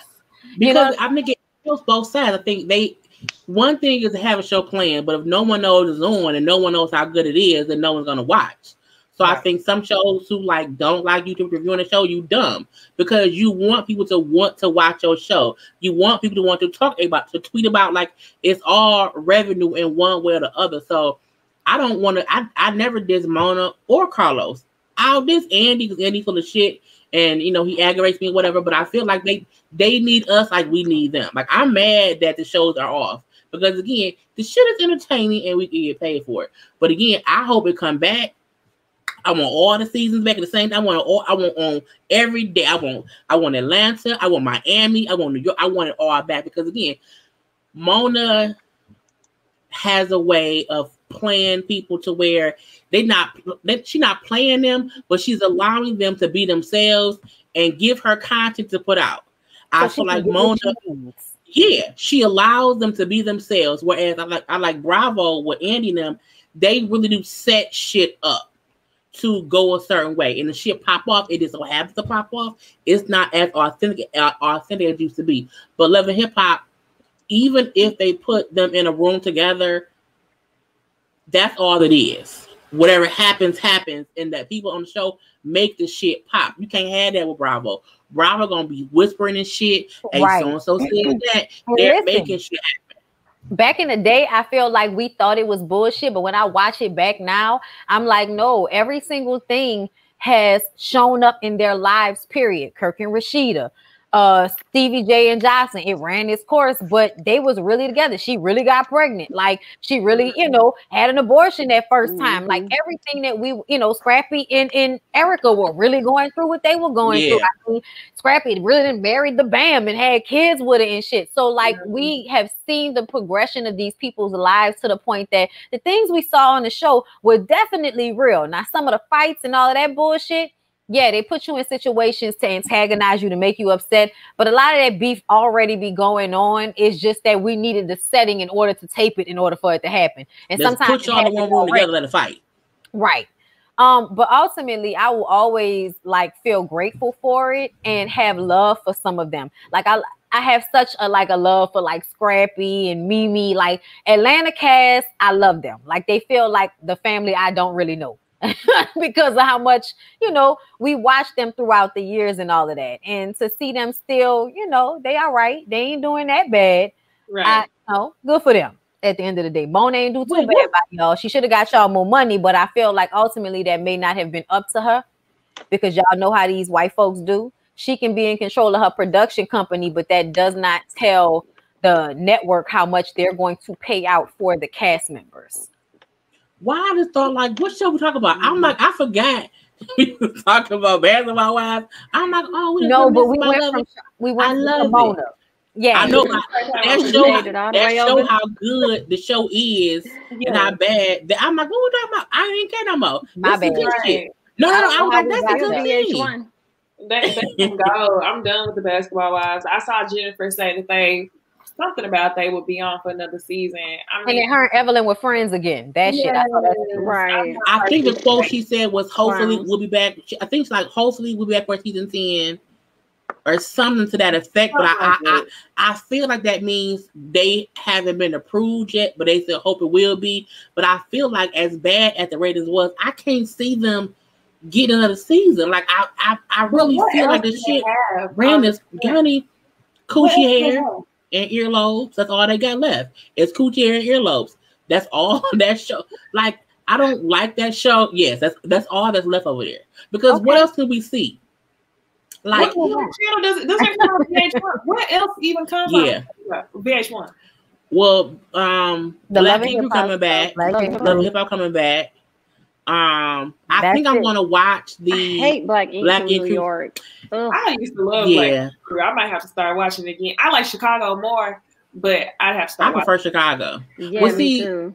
The reason I'm gonna watch it is because I think New York had bad seasons. Like in the beginning, back when it was, broke and needed money, it was really, really good. Like for 2 good seasons on New York, seasons head was just smothering themselves. And for like 2 good seasons, I hated the show. Like it pissed me off. But I can say, despite how much I don't like this, I don't like Ted. I like that Puma's back. I like that Sassy pops in and out. I didn't know that. He's back upcoming season. Puma been back for like a season or 2. Yeah, they work together. So I can say they trying to get back to what the show was, but I can agree that for a good 2 seasons, I was pissed. I was upset. I like fuck them for New York season. So they come back, I believe, next week. So I'm gonna look to see what it is, if it's reviewable. Because I can always cuss them out. But because it's like nothing else is on. Like most shows either going off or not back yet. So I'm like, I know that's coming back. But yeah, I'm gonna check it out. So I'm gonna probably review that. We may be able to discuss it. It just depends if it's bullshit or not. I don't know when Chicago come back though, but New York coming back. I think like next 2 weeks. All right, y'all ready for this next show? Delilah. Yes. Yep. I like this show. I needed Roxanne to explain this shit to me, child. I thought it was just me because I had to watch a couple of reviews to understand it.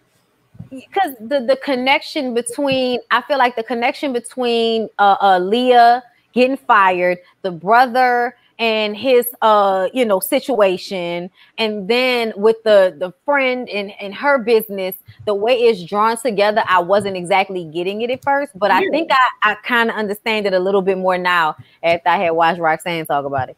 But it's a good show. I like where we're going with it, but I need to see more, like pull apart more, Yes. Or tie the strings together. I had to watch the episode twice, I'm not gonna lie. Because I was like, what happened? So based on a tough episode outline, we find out that there was, when it comes to Delilah's brother, Andre, she found out that there were 2 separate reports that had to do with his accident. One report blaming something on like a malfunction, and another report saying something completely different, signed by the same sergeant. So obviously there's a lie somewhere. You can't have 2 different reports out. So she tries to investigate. She talks to her friend. I think her name is Tamara on the show, Tony. I don't know what I'm talking about. And Tony's asking her people about it. She's working for the other partner firm or whatever. And they bring in this black woman, which I think it's cool that they got so many black bosses on this show, but you're going to bring her in and she's all, no, I know it's not going to blow up because blah, blah, blah, blah, blah. So she proves to her that, you know, some theory is wrong. There's no way that her brother's thing was an accident. I don't know. Whatever. Confusing. Next scene, we get her friend getting engaged. That was very cute for him to plan that. I'm so jealous. First of all, the apartment. Yes. Right. Then the scenery of it all. Then the man of it all. Ugh. It was beautiful. I'm like, how did he just? It was at home. That was the thing. Because it was so nice, but it wasn't like in public or anything like that. Right. There was a cake. I was like, is he the mayor? That's what I think. So I think he's the mayor.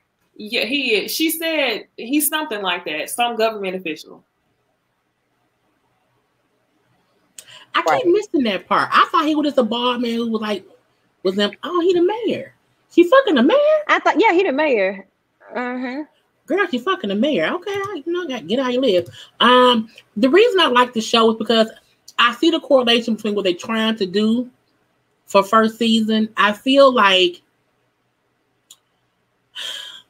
Delilah and Tamara, who are friends, who have never been in court together, this is going to be the banging of the two big heads or whatever. What I don't like is how they keep putting the daddy in it a little bit. I'm like, fuck the daddy. Like, I do think they keep putting in too many other pieces. Like the daddy, the crazy wife, the friend, the kid who talked too damn much, the violin teacher. Like, it's so much going on. Like the ex-husband with the girlfriend at the house on the like, it's a lot going on. Like, I'm like, it's just too. And then the new friend who she walking and getting dinner with. I'm like, look, if we was to have dinner, I don't want to walk and eat in the park at night. Like, I'm cold. I want to sit down, eat my food. Like, it was a lot going on, but I'm still entertained.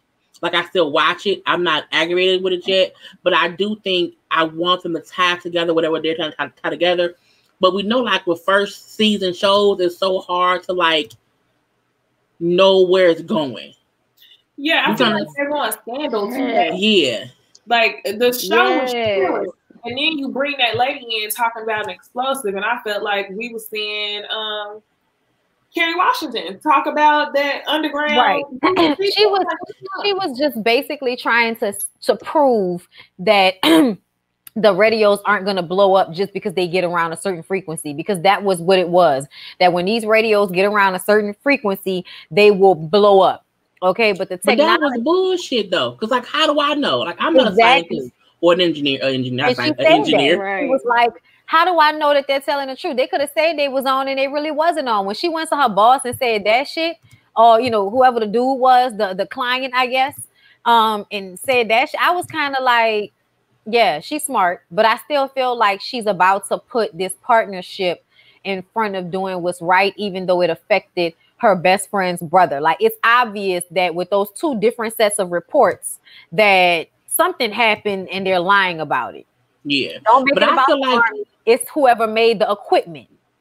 But I feel like she should not have given information to Tony Childs. My thing is, when new assistant told old assistant, like, is this why she lost the case? Which she don't know is her case, which I'm like, bitch, you shut up. But I agree, like, she can't keep giving people the leeway to, like, do whatever. I would have never went to my friend about a case when she's opposing counsel to say, hey, I have this info. That gives them time to be like, because you think you know her, but as you see, you don't, because she saw some bullshit was afoot and she's still kind of, farther along with her boss. So I'm happy that she's in, file the paperwork or whatever. But I'm like, I would not have told my friend, because work is work. Right. I can't do that. Right. And I'm like, I feel like Tony Childs. Right. Tamara, no, I keep calling it Tony Childs. Tamara, no, Delilah is loyal. I feel like she kind of used that to her advantage or whatever. Come on, D, don't do that. And D keep not doing that. I'm like, D, Delilah, be smart now. Stop the bullshit. And for the brother, I would be like, brother, fuck you. I got your kid at my house. Your wife won't come get your kid. You can't come get your kid. Our fucking daddy, we beefing or whatever. You can't tell me you don't want me somewhere when I have your child. I need to be sure. Kill. I need to be around. I need to know that the kid that I've been caring for however long you've been here is going to be going somewhere safe. And the fact that Nate, isn't it Nate? I picked it up. Andre. I think Andre, is that the brother's name? What fuck is Nate, girl? Child. But the brother. You think Scandal. Murder. How to get away with murder? Yeah, I might have this name ain't Nate.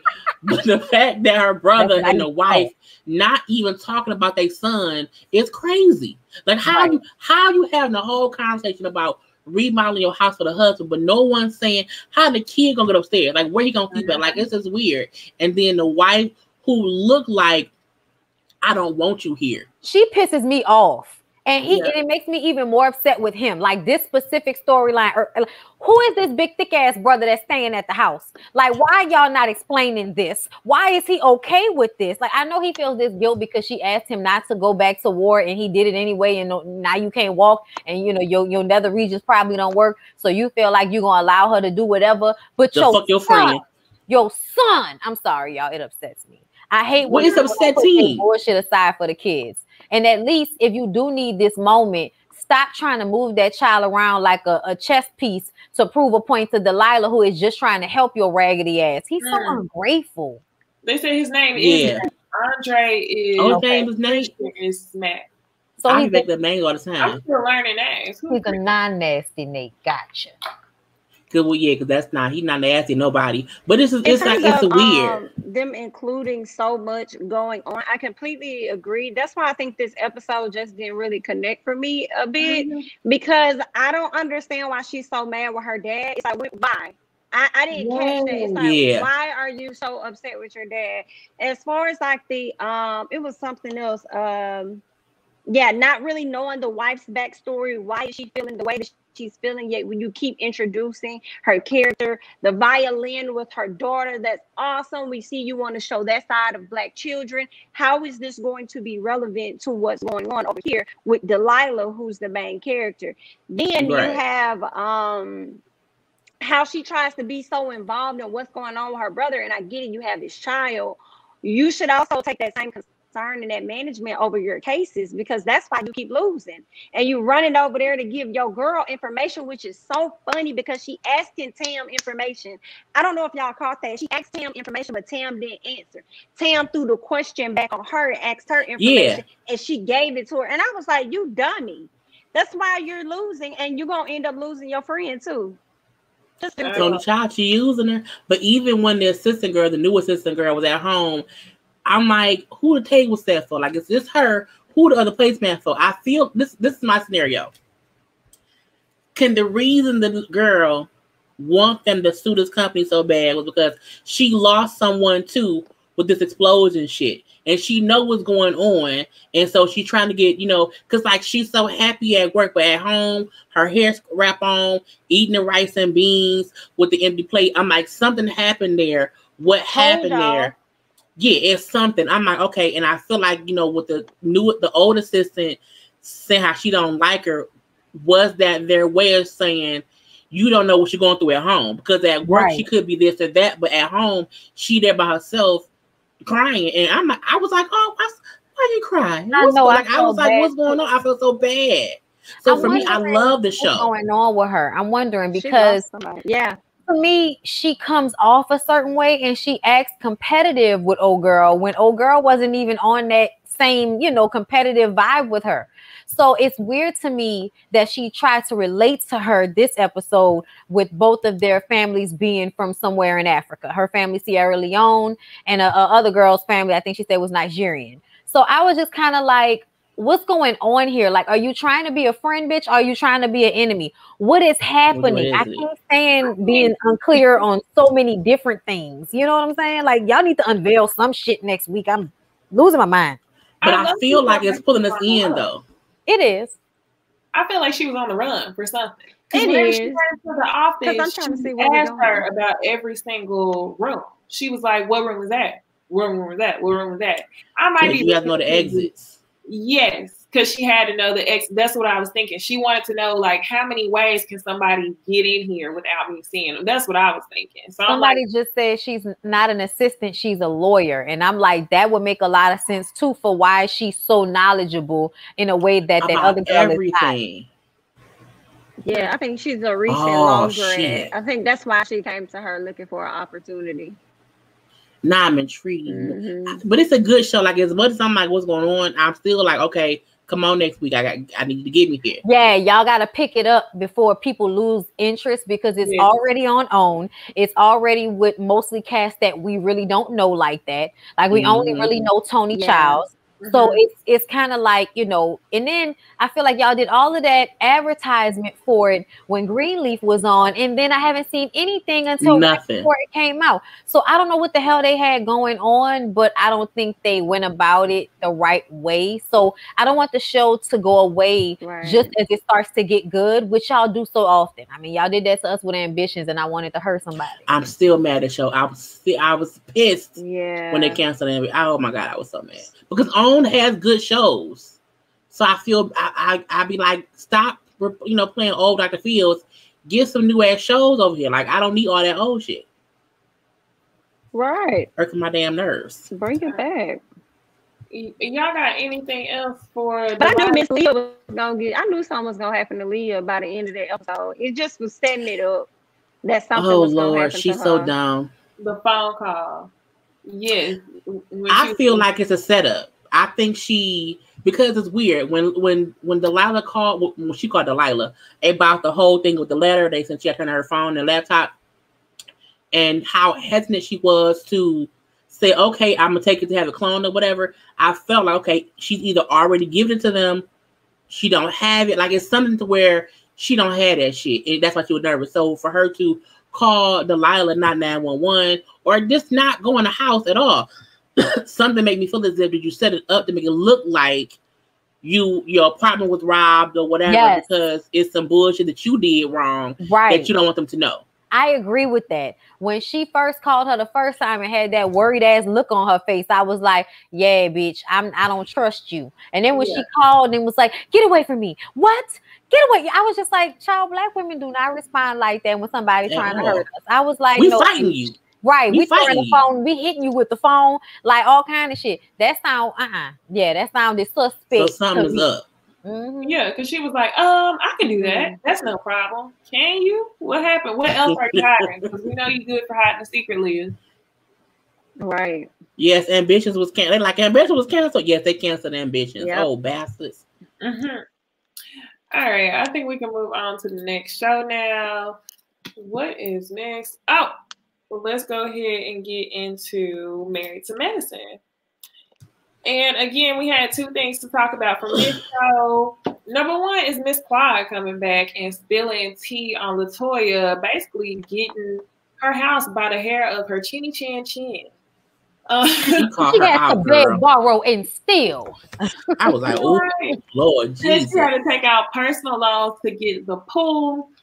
And for $100,000? That's how much it takes to get a pool? Right. When I heard this, y'all, honestly, I overlooked it because I had already been hearing stuff about Toya before the season started because she was they foreclosed. Okay, that's what it. Oh, did they own their house? Yes. Or they was trying to sell it. There was a for sale sign or something. Okay, I heard the sales stuff. I think it was a for sale. Sorry. Yes, so I didn't think much about what Quad said until we were talking about it. So, yes, we find out that Toya barely got the house. And I'm not shocked by that. I mean, you made this your whole dream home. What I was shocked about was them selling the home. Now, that's in real life. But, yeah, Quad came back with the tea. Any thoughts? Oh, another thing I thought was funny that Quad said. Sorry, y'all. My tequila got my brain popping. The other thing I thought was funny was that Quad said it was no reason for Heavenly to have that closet. That was hilarious. Heavenly don't really have clothes like that. I don't think she's a clothes person. Not for the fashions. No, I was like, Lord, but it's a nice closet. I would love it. Heavy fashions. That was I need her closet. I have enough shit for it all. I need that shit for real. It's a nice closet. I think she just like being in there now. She got her little wine refrigerator and shit in there. That's just her little room now. That's her little woman's cave or whatever. She go and sit there and make videos on YouTube and stuff. She likes it. Okay. But I do feel like Toya was on Watch What Happens Live. She said that she was the neighbors. I got them. But she said that their neighborhood, they all was in the houses, and everyone was getting like $1 million over what they put into it. So that's why they was gonna sell. They have not sold, but I don't believe her. Now, as far as Quad, I feel like I need Quad to give us some receipts first, because how do you know her personal loan info? Like that part to me, I'm like, it's different. That's a lot to know when y'all not cool. You not in banking, and like, who told you that? Now, I don't think it's not true. Now, I think it's accurate. But again, if she wants to get a loan out, that's on her. Eugene and Toya, to me, have always made bad decisions about money, and I feel like building this house and building it was also a not so smart decision, because again, y'all had just got out of debt to get another loan to build a house and then get a loan to build a pool, even if that $100,000 did not fully go to the pool. To get all that money out when y'all not bringing all that money in, to me, don't make sense. What Funky Dineva said? What? That she tell them on. Okay, so Funky Dineva said that some lady who was trying to separate from her husband, and she was like hiding money, gave the money to Toya, and when it was time for the lady to get her money back, Toya didn't have all of the money. Yeah. So that's why it was beg, borrow, and steal. Because she stole somebody's money. I believe it. I mean, I would like some evidence, but the truth of the matter is, I don't think I need evidence on Toya. You can pretty much guess that she would do these things for this house. Because they seem like they make bad decisions with money. Like, you don't get out of debt and then build a $2 million house when your wife don't work. Like, even though she's on the show, she don't bring in enough to cover the mortgage of that. And you had to work all these hours. And it's weird to where Eugene was at work for 14 hours, came home and had to cook. Like, for me, how does that happen? I didn't even realize that. I didn't even realize that until I seen everybody saying it. I was like, damn, I didn't realize he really was cooking when he came home. Yep. And I was saying in my review that I felt like I didn't see any love about the way she cared for the kids or him. Like, where's the love behind it? It's just only complaints. Right. And I get nobody is always happy to be doing all of this. But ultimately, bitch, you in your dream house now. If I woke up every morning in my dream house, I would happily hire somebody to help my kids with their homework and cook my dinner. And then hire somebody to come in and clean. You can tell Toya's so used to not doing shit. She's upset that she now has to do shit. She's upset she now has to raise her kids, school her kids, clean up her house, and she can't just plan parties and go out all the time. The fact that she's like, I go out and play tennis 2 or 3 hours a day, bitch. How and why are you doing that in the pandemic, for one? And two, and if you so tired, you're so tired, why are you doing all that? It's like it's like she complaining about shit. You don't have to. You have a whole full day to plan your kids' day. Okay, school's from 8:30 to 3. Boom, that's that. And from 3 to whatever, their kids old enough to do their own chores. Like, you should not have to do their laundry or fold their clothes, or like they make them do that. Like, make that a part of their chores. So Toya has bad time management. I'm trying to understand, what have you done with your money? Y'all live in fucking Atlanta. It's not that hard to find a house that's a nice size for a reasonable amount of money. So what the fuck? Second of all, like, why did Eugene have to work himself to death? You're on Married to Medicine. Are you not receiving a check? And if that's the case, why haven't you parlayed this into other checks for yourself? It just doesn't make any sense to me for you to be in this position and still be in this position. Like, oh my God, you're still going through money issues. Like, what the fuck is going on? And I'm not saying that everybody handles money right, but I would definitely, if I had the money, be paying people to clean my house, paying people to tutor my children so that I could be there to do whatever I needed to do to make sure my husband felt appreciated after watching people die all day. She doesn't have any reverence. Thank you, baby. She doesn't have any reverence. She ain't got a lyric. See, Bobby has a lyric. Toya needs a lyric. You know what I'm saying? That's she what ain't it enough is. of a boss ass bitch to have a lyric. Like, let's be very clear. Like, the reason Lyric just came home from class, okay? And Lyric's gonna go to sleep for 2 hours and then go back to work, okay? So at the end of the day, like, he gives me a drink, but that's because, like, you know, I'm that bitch. Toya ain't that bitch. But that's the thing, like, y'all have a whole thing. Like, I feel like Toya and Eugene don't have like a routine or whatever. Like, it's like she at home and whatever happens that day is what happens. And whenever you get home, it's like food maybe cooked, it may not be cooked or whatever. But the fact that she don't like she should at least have the bag, the cleaning wipes waiting for him in the garage to, you know, to strip down or whatever. He come in, you know, like it seems like it's no routine for her. It's like whatever happens, and it's like you complaining so much. But bitch, you not doing shit really. Like you don't have you have mothers who have to work and school their kids. You know what I'm saying? That's what I feel like. I know. I see this. Do I need to move to Atlanta? 5 beds, 6. You buy 5-bedroom, 6-bed house with a 3-car garage. $700 a month. How do we have a roommate? Why do you have a roommate?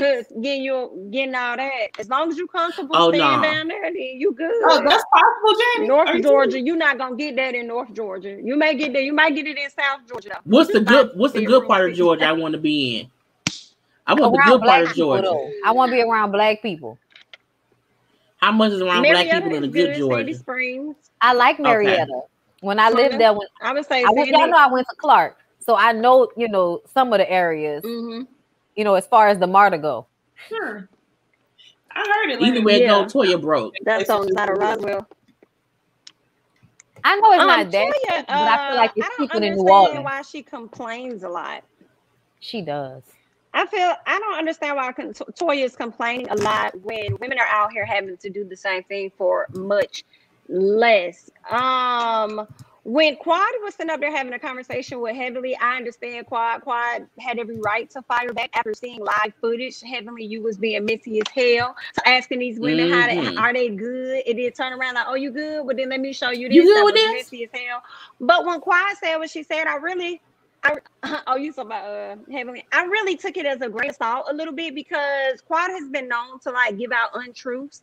So I wasn't really sure. I feel like, yeah, I would like a receipt if you could produce one of those.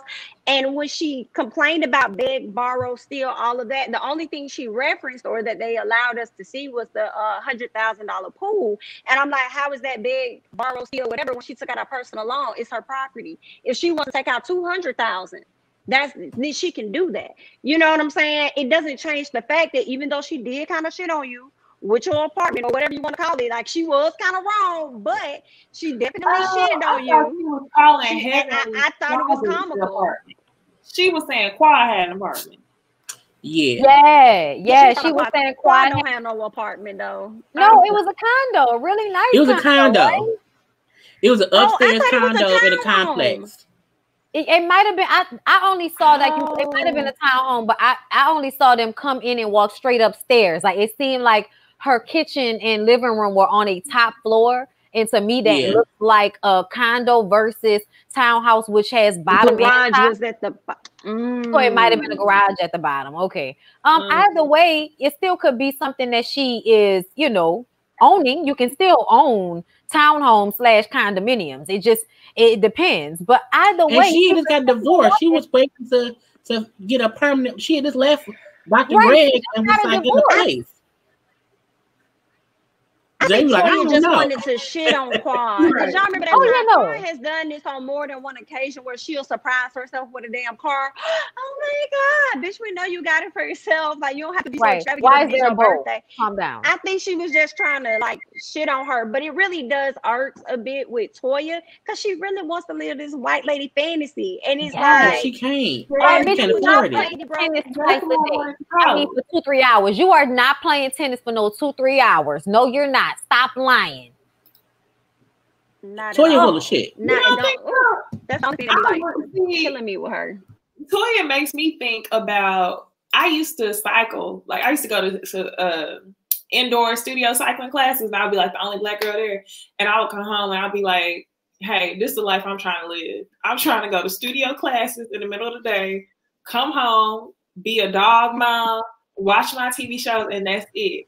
So I definitely see how Toya is running the bill. You ain't gotta be white. That's what I'm saying. I swear to y'all, Eugene created that monster. Created it. But that's the thing. They can live that life if they did not want to keep getting bigger houses.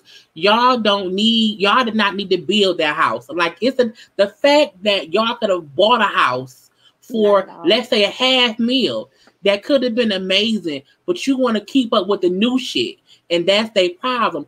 Toya from Detroit. And you can't make it seem as if because I came from Detroit, I want better than. Like, Detroit isn't like, there are great, huge mansions here. Like, so I feel like Toya has a thought in her head to where I have to keep up with these white folks and live in. It's like, no, bitch, get you a nice $500,000 crib in Atlanta, because that will be a huge house in Atlanta. You're not living here in Michigan or wherever else that may be more, like in New York. In New York or in LA, that's expensive. But in Atlanta, you can live good on Eugene's salary. But she refuses to just want to live a wealthy wife of a good doctor lifestyle. I want you to build us a $2 million house that we have to then still pay on. Bitch, you stupid. So now I'm gonna feel like this as I watch the season. I'm gonna start thinking that a lot of Toya, and hopefully not, but where I am right now, I feel like I'm gonna start thinking that a lot of Toya antics this season is so she can maintain that position on the show, so she can keep getting them checks, so that she can continue to pay for the things she needs to pay for. Yeah, that's what that's what I'm gonna be thinking, because when you think about the Heavenly situation, that's your first time making up with the ladies. You done got drunk and you loud and belligerent, really, to be honest, for no reason. Mm-hmm. So, and then you mad at Contessa for what? I think she unhappy too, and I also wanted to say that I think Dr. Heavenly is messy because she built that 3-story closet just so she could be like, bitch, I can afford to do this. You can't. Because Heavenly has money and she seems responsible. So that's the like you cannot be rich but be responsible with what you have, and that makes you seem rich. And I think Heavenly is rich but also responsible. So I feel like Toya, y'all not broke. Like, Eugene makes nice money, but you want to have bills based on exactly what he make and not what y'all can afford. If he make, let's say he make $1 million a year, you can't live off that. You need to live off half of that, because if not, y'all, you should not be married to a doctor living check to check. When you on a reality show, like, you should be like, it should be money in the you should have $100,000 in your savings. You know, you have a working ER, like an actor working ER doctor, and y'all on a whole reality show in season 8. Yeah, like booking fees, and the only thing y'all got to show for it is new homes. I ain't seen her pop up with no new business or anything, but I just wanted to point this out. The person that got the money on the cast is mother and Dr. Jackie. That's who got the bread, and you don't hear her out here talking about her money or that. I say Dr. Jackie is the one holding all the coin. Jackie bought a house. Toya need to be like Dr. Jackie. She bought a house, remodeled a house, never complained about nothing.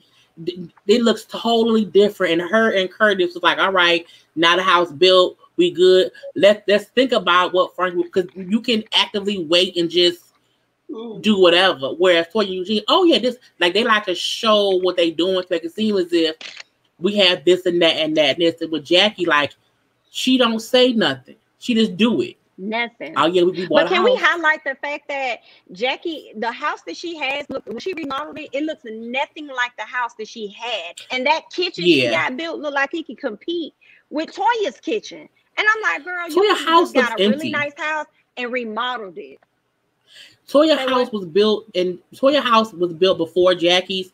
Her house still looks empty. Whereas Jackie in the house looks lived in and like a little bit decorated, at least for the kitchen part of it. But I feel like Toya house, I didn't see nothing. Like, I didn't see the new couch. Like, you just, I feel like when you buy a house and it's been like a year, what are pieces that you told us last season that were being shipped? So like, they ain't come in yet. Like, I feel like the houses, they can't afford extra shit. Somebody literally be acting like that so she could buy the furniture. She probably is. Because what else does she Probably have? so. I would never be on Probably a show so. that is successful for 8 seasons. And I hate Josiah, and I would never like not have some other means. Like you have to have bump between the ends. She don't got no clothing line, no jewelry, no pottery barn, like nothing. She ain't got no front. Like you don't have anything except I'm at home on a golf cart, riding around playing tennis with white women. I don't get it. I just don't get it.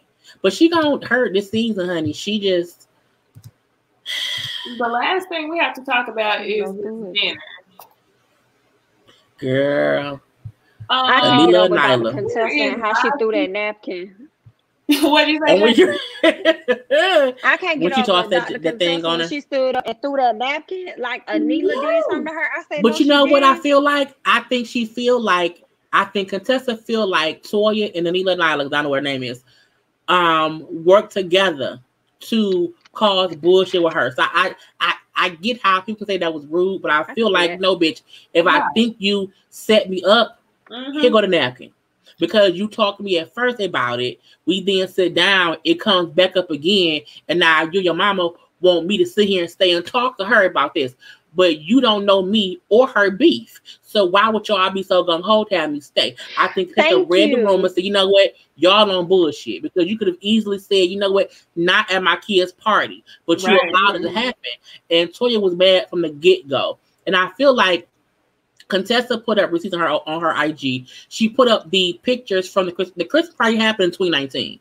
And Toya had a party at her house and she wanted people to take their shoes off. Now Contessa then had pictures of her in a fucking onesie. She's like, I took my shoes off. Even if she did not want to at first, bitch, she took them off. So why you mad? She took the shoes off and you then sent her pictures of the party after the fact. And her point was, you had no issue with me about this until Karen started rolling. So that's why I feel like she know Toya was on some bullshit and just wanted to fuss and fight with her. And Anila and Nyla was in on it. And so bitch had it down. Anila.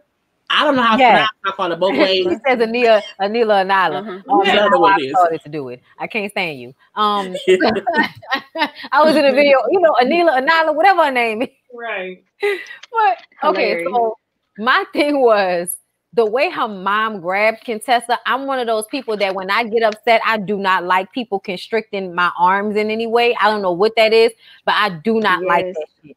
If I am walking away from a situation, please do not try to stop and hold my body because, like she said, I will, you know, move away. I'm stronger than I look. So if I jump away from you, I might hurt you. So do me a favor and get off of me. You know what I'm saying? And she was really like strong arming Contessa because when you could see when Contessa was like stop and she like grabbed her. I was like, you doing too much. And she knew her mama was doing too much because she was trying to tell her mama to stop. But in the same time, you upset because Contessa's leaving. Contessa felt set up. And I feel like it may not have been like, oh, we're having a whole event to set you up. But it was definitely like, oh, why you inviting that bitch? Oh, we're going to talk later off camera about her before she gets there. Because I want you to let her know that I'm a good person and she's not better than me. And so that's why she kept saying, Toya's a good person. Toya's a good person. It's because they had a conversation beforehand and Toya probably let loose all her insecurities onto this lady and made it Contessa's fault.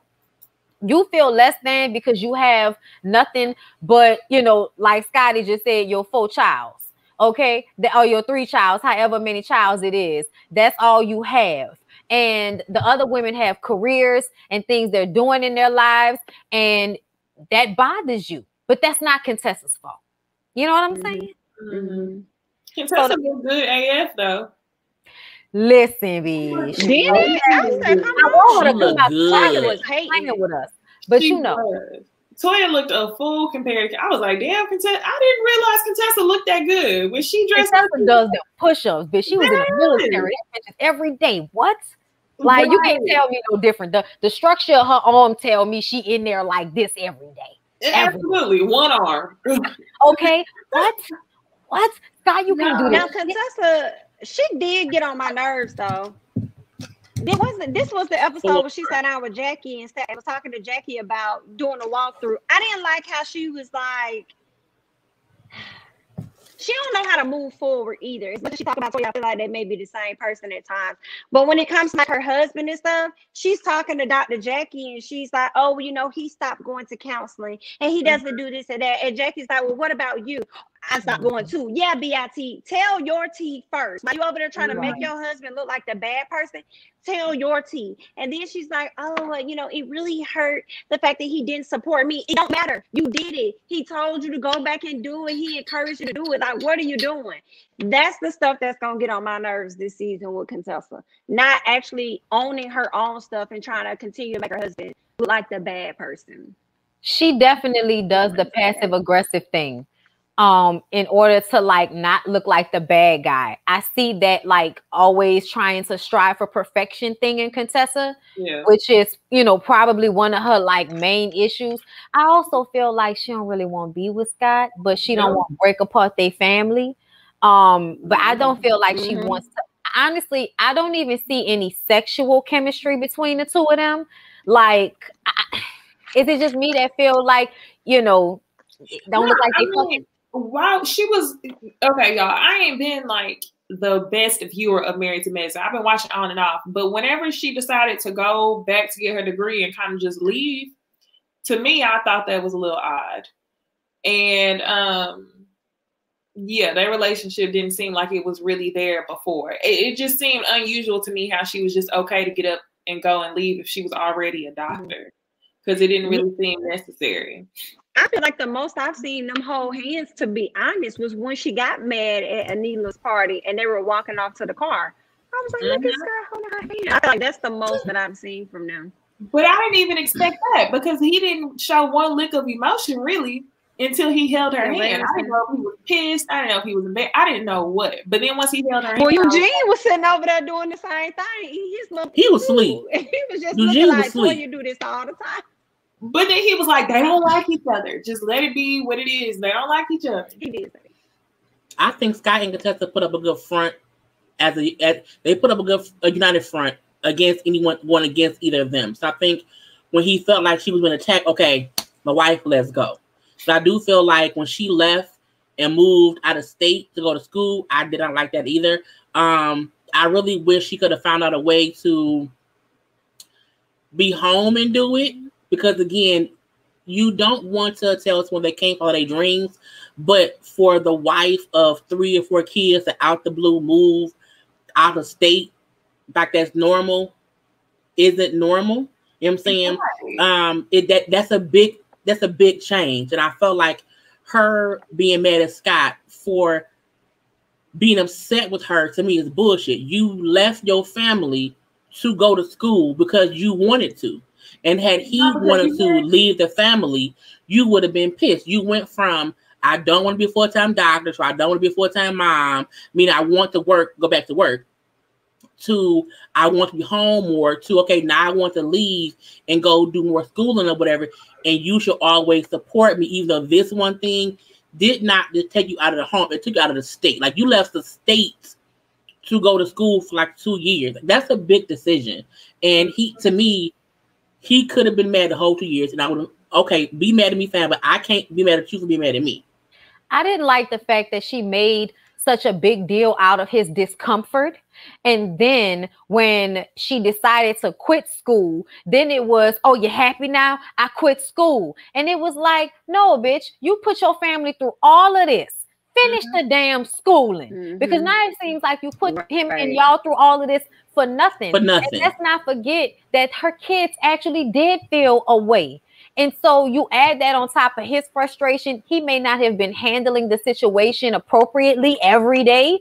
But the truth of the matter is sometimes it's hard for people to keep shit away from their kids because their kids are always there with them when they're going through these things. When they're having the moment of being tired and upset that mommy brings home fucking McDonald's like I ain't just finished cooking in here. You know, all of those things like crossing wires and not being considerate of what's going on. And then, oh, why y'all didn't wash these clothes? Bitch, y'all are doctors. Hire somebody to help him. You know he's not going to be able to handle all of those things like that. You could barely handle all of those things like that when, you know, you're also working. You know what I'm saying? So I just felt like she was trying to make him, you know, the bad guy in the situation to make it okay for her being selfish. Yeah. Because you really could have went to school right where y'all live. Y'all live in Atlanta. You could have did online classes, bitch. You could have worked that out in a way that you were That's not what I'm away from your saying. kids every day. Yes. That's what I didn't get. She tried to make it a whole point of like women empowerment. Women should be able to leave the house. Women this, women that. But you had so many options, and it wasn't like she literally was a person who had no degree and had to make a way for her family. Right. Y'all were okay. So why? She wanted space and didn't want to ask for it. Exactly. No contest. All right. That was it for Married to Medicine. Now we can go on to the show that makes my heart warm, but this episode was a little bit of a struggle. Oh Lord. I ain't even want to watch it, y'all. I'm gonna tell you, I Did you really watch waited to the last minute to watch it. I was mad. I was crying when Ralph Angel was just sitting there with that look on his face after having a honeymoon, and he had found out, and the look on I was in the blue towel. I had a picture. I was like, oh, he looked so cute. I was like, he was cute. No, and this episode was a lot, but it was. Before we go into the episode, I need to say this. Recently, it was a guy who I went to school with in the past, didn't really know him very well, but he died in custody 2 weeks ago. Please look up the name Marvin Scott. He was arrested in Collin County for possession of less than 2 ounces of marijuana, went to jail, was found dead, and the family is not receiving answers. So please look up Marvin Scott. I feel like we aren't getting enough footage on this or coverage on this. It's the same old tale. So when I watched this week, I was like, oh my gosh, not only are we going back to that point of where we were at last year, but at the same time, it's like, I feel like America finds a way to brand these Black lives. And I feel like Queen and Slim did an amazing job of kind of explaining how they do that. Like, you know, on Queen and Slim, that's like my favorite movie, where you never know their name until they die, and then they're immortal. And it's almost as if they weren't even human. That's what we got with George Floyd. And I feel like that's who he is to Americans. And it kind of sucks. And I really don't want that narrative to continue. So I think that we need to bring light to even the smaller cases and just continue to have those conversations, because there's really nothing else we can do besides make people uncomfortable. So please. You know what I like though? I like when Nova was saying the names. She didn't just say the names of people we know. She said names who I didn't hear, who I didn't know, and I love that was their way of saying like it's just not about who we know. Yeah, I cried with Nova. Like, she got it out me. What was crazy was so many of those names I remember, like where I was at when I found out about it. I remember like how so many of those people died. And once she started saying all those names back to back, and I thought about how much I knew, I thought about all those times where my heart was just like stabbed at, where I just felt horrible every single time. And it's crazy how we can feel that way as Black people. And I had to ask myself, I wonder if a white person watching this show, when they hear the names, what do they think of? Mm-hmm. But even with Nova asking Calvin, watching the video, does he feel any guilt or does he feel any shame based on what the white cop did and how he did not get what she meant by it? And he like, you know, well, I didn't do it. It's like, you didn't do it. But at the same time, how can you not feel something? Because in some way, shape, or form, you did help that happen. Their universal consciousness only works to where it makes them exempt from all of the things they make us pray to. At the end of the day, they don't have the universal consciousness that we do of our pain. They have the universal consciousness of dealing out that pain. So no, it's not going to feel like guilt for them, because this has never been set up to make them feel guilty. It's always been set up to make them feel validated in being monsters. So like, that's basically the whole idea. And we keep going through this shit over and over again. And it makes it upsetting, because it's almost like y'all, like you said, y'all make these people as if they're not real. You dehumanize them while at the same time killing them. And if killing someone doesn't make them human, then what does? Being white. So it's like, it's very upsetting to not only watch it and relive it through the characters, but to relive your own pain of the moments. And that is why I so often refuse to watch things, because I feel like my entire childhood, my parents made sure I was exposed to things like Rosewood and, just all, Roots and all of that. Like, I watched everything as a child to already have this understanding of what we go through. So no, I'm not going to watch, what's the one that came out on Netflix, When They See Us? I'm not watching that shit. The trailer made me upset. I'm not watching. I haven't watched it. You know what I'm saying? I watched that, and it's hard to watch. And I don't need to. Okay, I don't. You know what? I don't. I'm gonna watch Santana on Delicious Instagram account and feel better about that fucked up situation. They're gonna be on that Love and Hip Hop show, and we'll be picking that up as well, so y'all know. Yeah, I watched When They See Us, and I don't like watching too many things like that, but I felt like something in me felt like you need to watch it because you need to speak on it at one point or the other. And while it was extreme, like I cried for days, like after watching that, because like my nephew, just turned 15. At that point, I think he was 13, maybe 13 at that point in time. But I watched it because I'm looking like, and I wanted him to watch it. And my sister, she was like, "Dilly, no, DJ is not going to watch." But I felt like that can happen to anyone. Mm-hmm. Like that, a kid can literally not know to just not say shit and just wait for you to get there so that they don't get in more trouble. And at some point, I'm like, has everyone said at least that little part to their kids? So with this show, I love how they address what happened with George Floyd in so many different ways. Like the conversation with Blue, how Aunt Vi and how like everyone handled it differently. And to me, that also showed how the world probably handled it differently, because how Hollywood and Aunt Vi talk about it is different than how Charlie and Michael would. And then even what, Ralph Angel, Darla, and Blue would talk. So I love how they show the different conversations with it, with Nova and Calvin and the daughter. And with the daughter understanding what Nova was saying to them about, y'all are white and y'all will remove yourself from white people doing fucked up shit. Mm-hmm. Just because you did, like, y'all have a whole asshole in the White House and y'all don't care because it doesn't really affect y'all like that. Y'all can remove yourself. And I felt like the daughter getting that was great. Now, when Nova snitched on Calvin to the daughter about what he did as a rookie, I kind of didn't like that, because I also feel like if you're going to be with him, you can't be mad at something that he did. Yeah. And then you bring it up to his daughter. To me, because you already know they have a not so tight bond. And so I get you pissed about what happened to George. And because you remember what he did all that time ago, but you with him now. So don't bring that back up to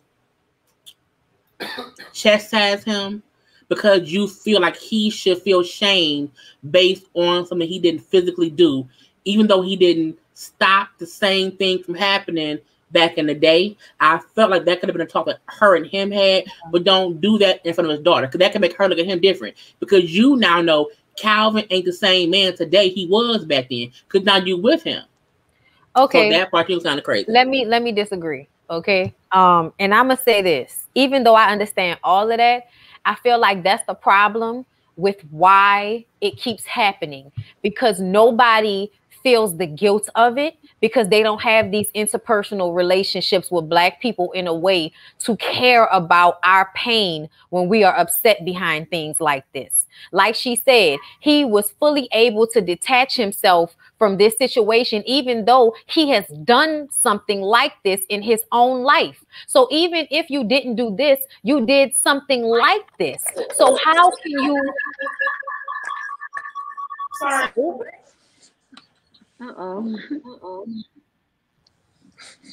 So how...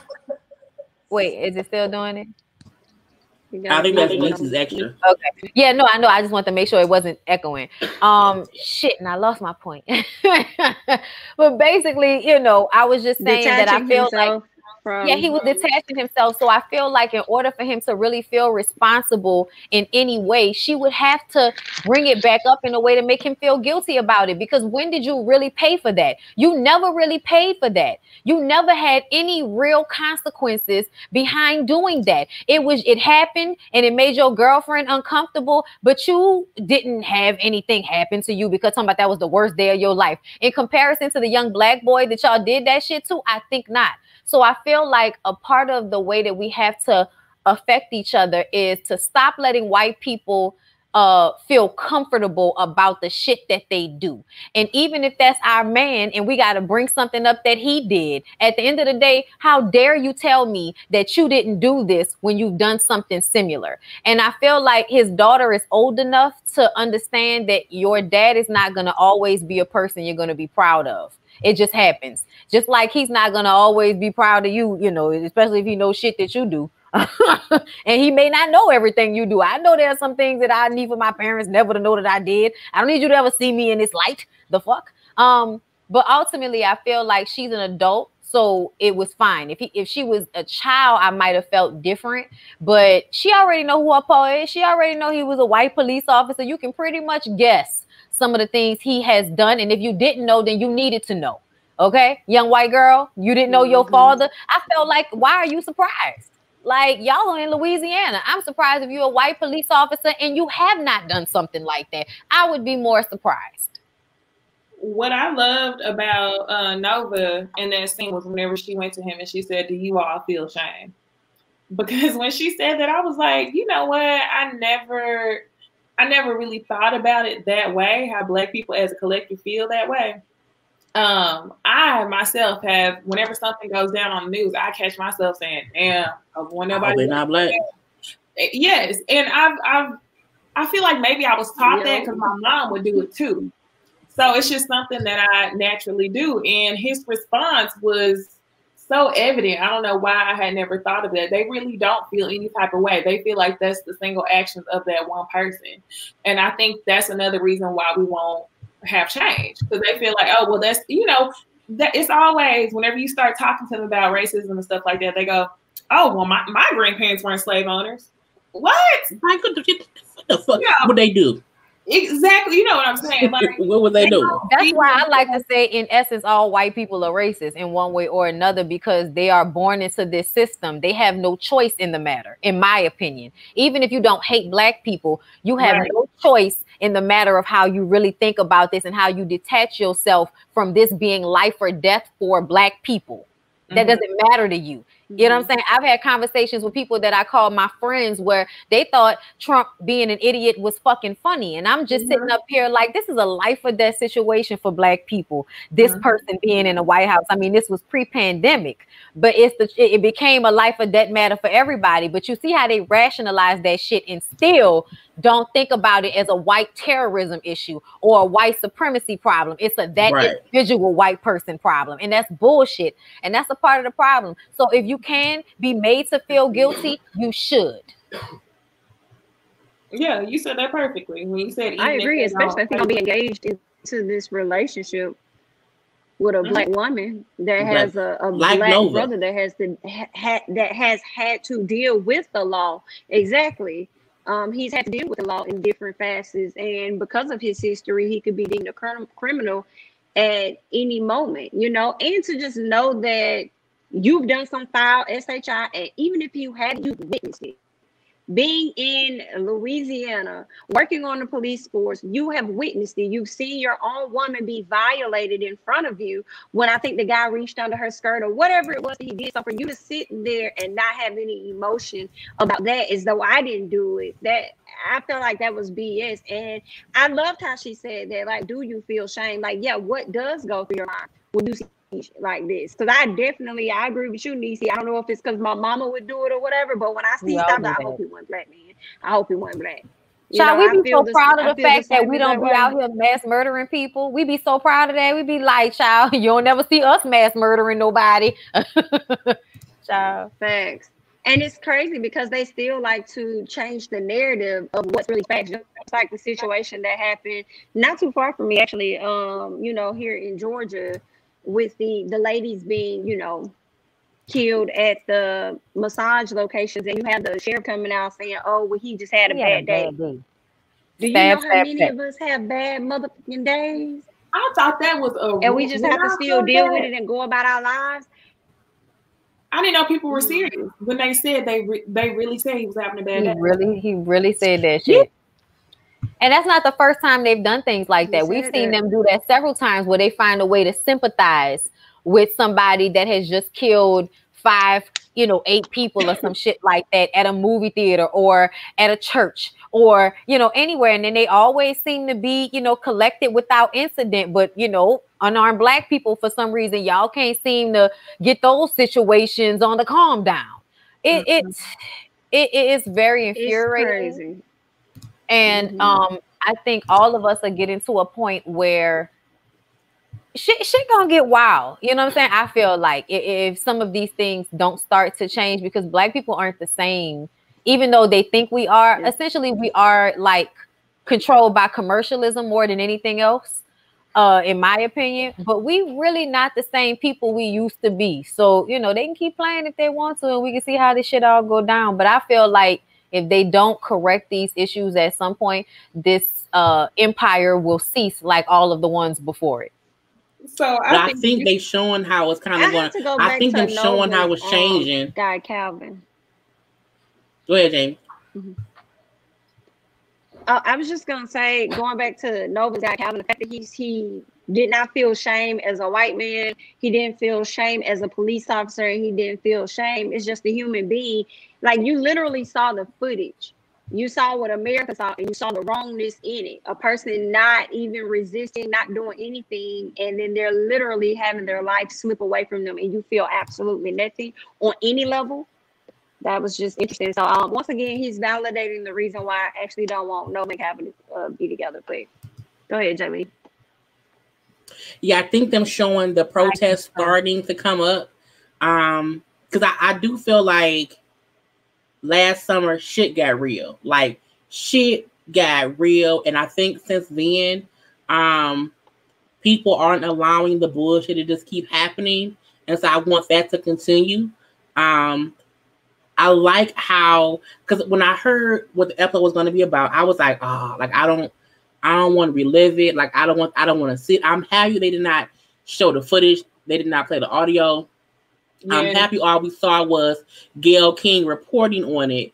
And that was all they gave us, because so many other news outlets, or even TV shows, will continue to at least play the audio of it. And I'm like, that shit is triggering. It really is. So fucking triggering. I was so mad when they did it on Married to Medicine. I was so mad when they did that shit on Married to Medicine. I was like, bitch, we did not need that. Because I've never watched that video. I saw the screenshot, and that was all I needed to see. I did not need to subject my spirit to that, because it happened on my birthday. So I'm not, and that was a bad day within itself. So I was just kind of like, whew.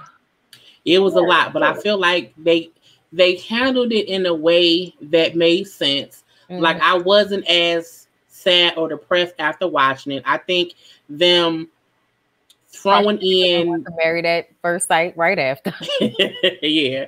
And I think because they threw in, Micah and Charlie having these conversations, even though it's sad having Micah have flashbacks of when he was arrested, which makes me feel like he felt like I could have died. So that could have been me. So that part with him, and then when him coming at the room, like when him and Charlie was met in the hallway and she just hugged, I was like, oh my God, because he wanted his mama, right, and she didn't hold her son. I think that was amazing. But the argument they had, I love that conversation, because I feel like we need to understand that the respectability politics is bullshit.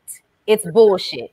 When you really break it all the way down, we have seen how Black people doing absolutely nothing, bothering absolutely no one, can be killed. And then it's just like, oh, well, that happened.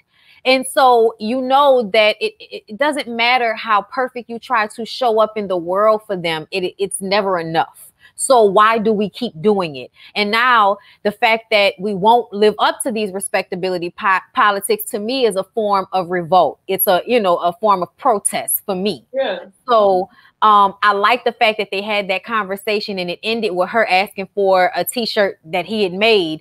like the one he made, and it basically, made that statement about, we ain't taking this shit no more. Because like Tupac said in the 90s, how many times are we gonna keep knocking and asking before shit starts to get, serious, and we just knocking down the doors and, waving the 4-4? Yeah, because Charlie had the same thought process when she was speaking to Micah. Her thought process was like, we're seen as a collective, like we can't be out here doing that. I think that's why she was thinking we should be peaceful. We should do this. It was kind of giving me like MLK versus Malcolm X. Both of them talking. And I was like, this is a good conversation. I was sitting there asking myself, what would I do if I was Charlie and I had a son? I would go with him. Because I wouldn't want to keep him at home. But you also know that he's out there risking his life just to protest. But what else can he do? He risking his life driving to go to the gas station, risking his life walking down the street with a hoodie on. So it was good to see them kind of circle back and have her be at the protest with Micah. And when I knew this episode was about George Floyd, the first person I thought about was Micah. I really wanted to see how he was going to react this episode.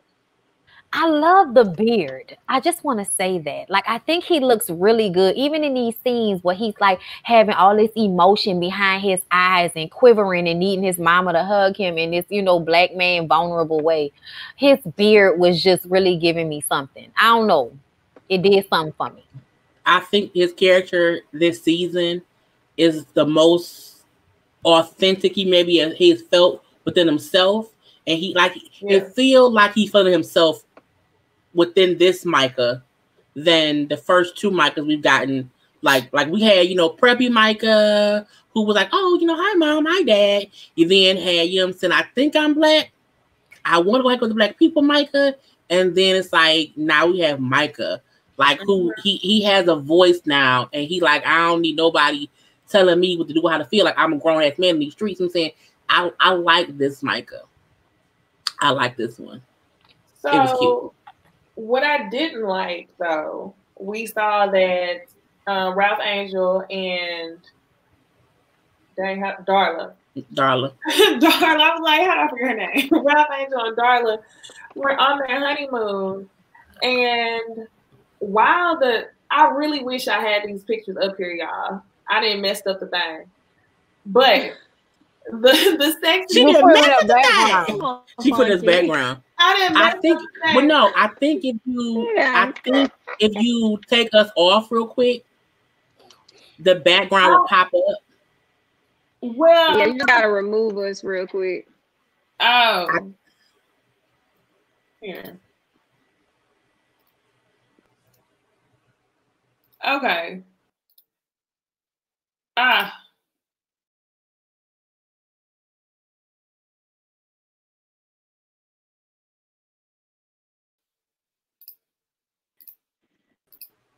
It's too technical. I'm gonna mess it up. We tried it, y'all.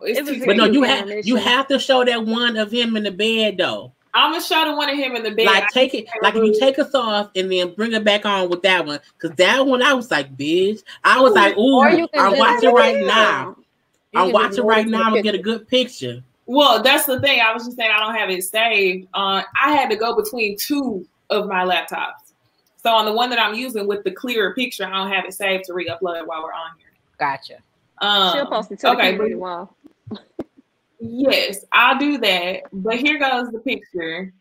1 second, just so y'all can see. And just take a couple seconds, y'all, just to absorb this energy that Ralph Angel was giving off. Look deeply into his eyes, and then I'm going to come back on screen because I don't want y'all to miss this.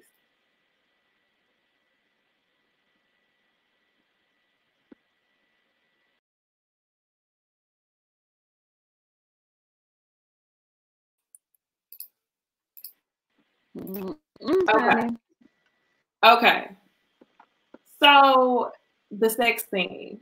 I want to say good job, Darla. At first, when I seen Darla all wrapped up, I was like, what is she wearing? Then when she started coming out of it, I was like, okay, this is cute. But the whole time I couldn't help but just stare at Ralph Angel, and he was just sitting. He didn't even have no shirt off. He just had. He didn't say nothing. Yeah. He would have said the fact that man, that gorgeous black man, was sitting there not saying shit and just looking at his wife as she undressed.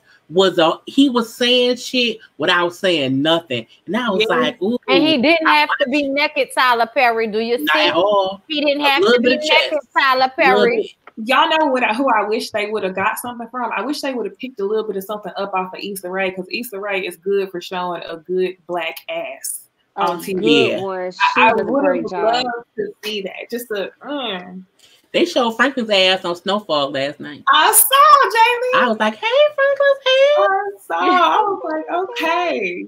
He put his shorts back on. I'm like, oh, I saw a bulge too when he put his shorts back on. I'm like, oh, it's a little curve in the front.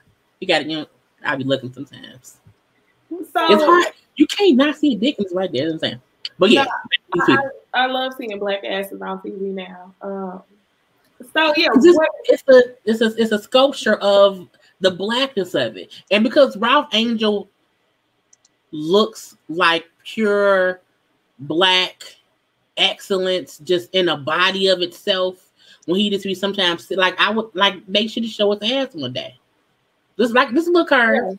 Yeah, I would love to. They have him looking like the sculptures, like you said, like Greek gods or something. You see the whole body, but African black gods. I love to see it. What I did not like though was, why did Hollywood call them on their honeymoon to tell them that information? I think that could have. That made me mad. That could have waited for them to come home, because I'm not gonna say, oh well, what are they supposed to do about it? But honestly, what could they do? Just let them stay in that bubble of euphoria. You know why it was weird to me? Because I felt like at that point when it happened, it was on every single news channel. My thing is, if they hadn't seen it, it's because they didn't want to. And it's not as if them seeing it would have stopped it. And then if you called them not to say, like, are y'all okay? Right. I get that, are y'all okay? Because we heard from y'all or whatever. But I mean, to call them, like, cut on any. I'm like, no, let him keep messing with his wife. Damn in Hollywood. But I think he's so distraught over his mama. He not even really thinking clearly anyway. So yeah. Hey, Chocolate Z. Yeah, Franklin is. Do y'all watch Snowfall? Did everybody watch Snowfall? Yeah, I haven't seen last night's episode yet though. I'm not current, but I know the show. I watched the first season. Oh my god, it's getting good. It got renewed for season 5 too. So I saw that. It was good last night. Watch it at some point because I got Paramount and it's on Paramount. It's on Hulu too. Yeah, it's on Hulu. Because I pay for that too. I rewatched season 1 last week. I got that. I got Netflix. I got Amazon Prime. I got a couple of on Amazon Prime. I do the most. Right. I write it off. You ain't about to talk to me any type of way. that makes a difference. And the air fryer, bitch. And the air fryer. Right. That doubles as an oven. Don't play. It really do. It do. The one I had. And you can put fries and like tumble in it or something like that. Like it does. It dehydrates. It dehydrates. I got it so I can make kale chips. Fancy. Thank you for the super chat. Yeah. Thank you, Erica. I was thinking the same thing, but I didn't want to be petty. The water in the window, that was fake as hell. Yeah. It looked like boat. I was on a boat. I'm like, y'all ain't on no boat. I was trying to understand what little shack room they was in, talking about all this room. All of this, robbing, all of this, shopping. It looked like a motel with a view. I thought they was on a cruise ship or something, the way the window was looking. At first I thought that, but then when they came back that second time from the beach, that's when I was like, or the pool or whatever, that's when I was like, oh no, they somewhere that's not moving. Right. So yeah, it was bad. Now we can go into them at the gas station, and they come across the white guy who is metaphorically, or he is the symbol of literally all white people, opposing white people in America. He literally said every stereotypical thing that a typical white person would say, all in one scene. He was just, oh, what about all lives? Don't all lives matter? Blah, blah, blah, blah, blah. And then Kofi had to light him up. I'm good. I really wanted Ralph Angels to like. I really the blackness in me wanted him to beat that man's ass, but I didn't want Rod going to jail for beating that white man's ass. But I felt like the look on his face, the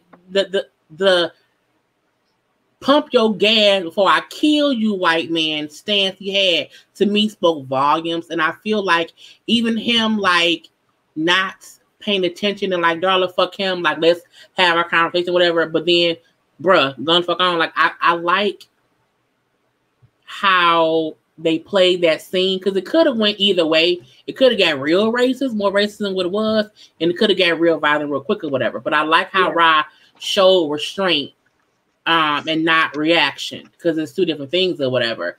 And just him like, you know what, fuck you, pump your gas because at the end of the day, you as a whole person, like your whole team or whatever, on your way out. So so fuck y'all. So I like that.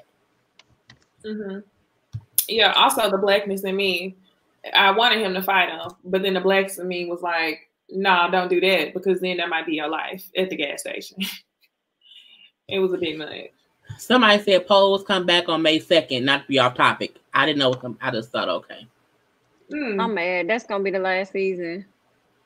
I know. So that means everybody gonna die. Shit. Everybody gonna die except for one character. But they said how they wanted to be 5 seasons. They said they had a whole story to tell, and they told it within 5 seasons. I don't mind shows that have a specific story to tell, and they're not trying to be on for 8, 9 seasons or whatever. But as long as you tell a full story. Right, don't I hate shows. Only been like 3 seasons of Pose. Pose had 5 seasons. No. Is this season 4? This is gonna be season 4, I think. Yes, this is last season, but I don't mind because again, I hate when they at the end out the blue ain't no ending. Like I don't like that shit. Like, but if you like, okay, I had a point A to point Z, we're gonna tell it. I don't mind an ending because I mean I can get an ending. Versus I'm like, is Moesha pregnant? Who pregnant on Moesha? Where's Miles? Right. I hate when shows end and we have no idea what happened. We better get what happened. What happened with Joan and her old man? Did her and Tony ever reconcile? What the fuck, girlfriends? We tired of y'all. Y'all know this show had me in tears, like crying to where I couldn't catch my breath because it ended. It was the Get Down on Netflix. Oh my god! And then I never watched that. They tried to cheat us with that second part that was some cartoon anime shit. Yes. They shortchanged us in that second part, and then we didn't even get the continuation. What show was this? It's called Get Down on Netflix. Yeah, I didn't watch that show. It was like about the beginning of hip hop in New York. So y'all know, the main character on the Get Down. I don't know I think his name is Justice. But anyway, he is dating. I don't know why I did that thinking about him. Yeah, he is or was dating the guy who plays Micah on Queen Sugar. They were because Micah's gay. Ain't they together now? Yeah. Micah's gay. Lying. Yes. In real life. A long time ago. I'm talking about the other. No, okay, wait. The main character, not the magic nigga, not him, not the karate magic nigga, not him. No, not him. The lighter skinned one with the afro. Yes, him and Micah from Queen Sugar had like a coming out post that they were boyfriends, but then they came back and said that they were just dating or something before. I don't know, but either way, they were romantically together. Yeah, they whole couple. That's some little light skin cuteness. All right, I'm not mad. Yes, they are cute. That's real. Jamie didn't Google it. Yeah, I'm enjoying. Listen, I was about to do the same thing. I can't remember the guy's name. I think one of the dude's name is like Nicholas, and the other dude's name is Justice or something. I can't remember. Yes, Nicholas O'Shea. Yes, I like that. That's nice. Nicholas O'Shea. Okay, so last Vi in Hollywood. So as Bonnie was saying earlier, you were saying something like, oh, it's a different type of people. They're going to have to get ready. Blah, blah, blah. We're going to turn up. Hollywood was about that life. He was ready. He felt like he had to protect himself. Gun and all. Gun and all. He was so overjoyed. No. I was like, damn, what you got? You got a hand in that box or something? And it was a gun. This was so unrealistic. And you could tell, like, these can't really be Southern people that be writing this shit sometimes, because I don't know like people without guns down here. Like I'm talking about my mom has a gun, my sister has a gun, my dad had guns, I have guns, Lyric has guns, my cousin has guns. People buy guns just because they like guns out here.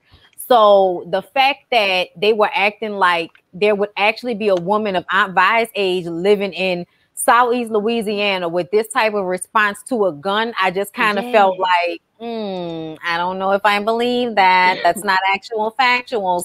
But I think if whatever she went through with that Dave Allen Greer character, I think whatever happened with him could have scared her to not want guns around her. That's the only reason I thought that was her reaction, because her and him, like he was such a horrible person. I think he scared her to feel like I can't have a man around me with a gun because of whatever she went through with him. That's the only reason I thought she had that thought. Because again, I'm like, why is this a gun? But I'm like, oh yeah. I'm just gonna say this. Billy Ray Earl was on some bullshit. I know somebody who was in a situation where they were in an abusive relationship with a man and they had a gun in the house, and she took the gun off the wall and shot it at his ass.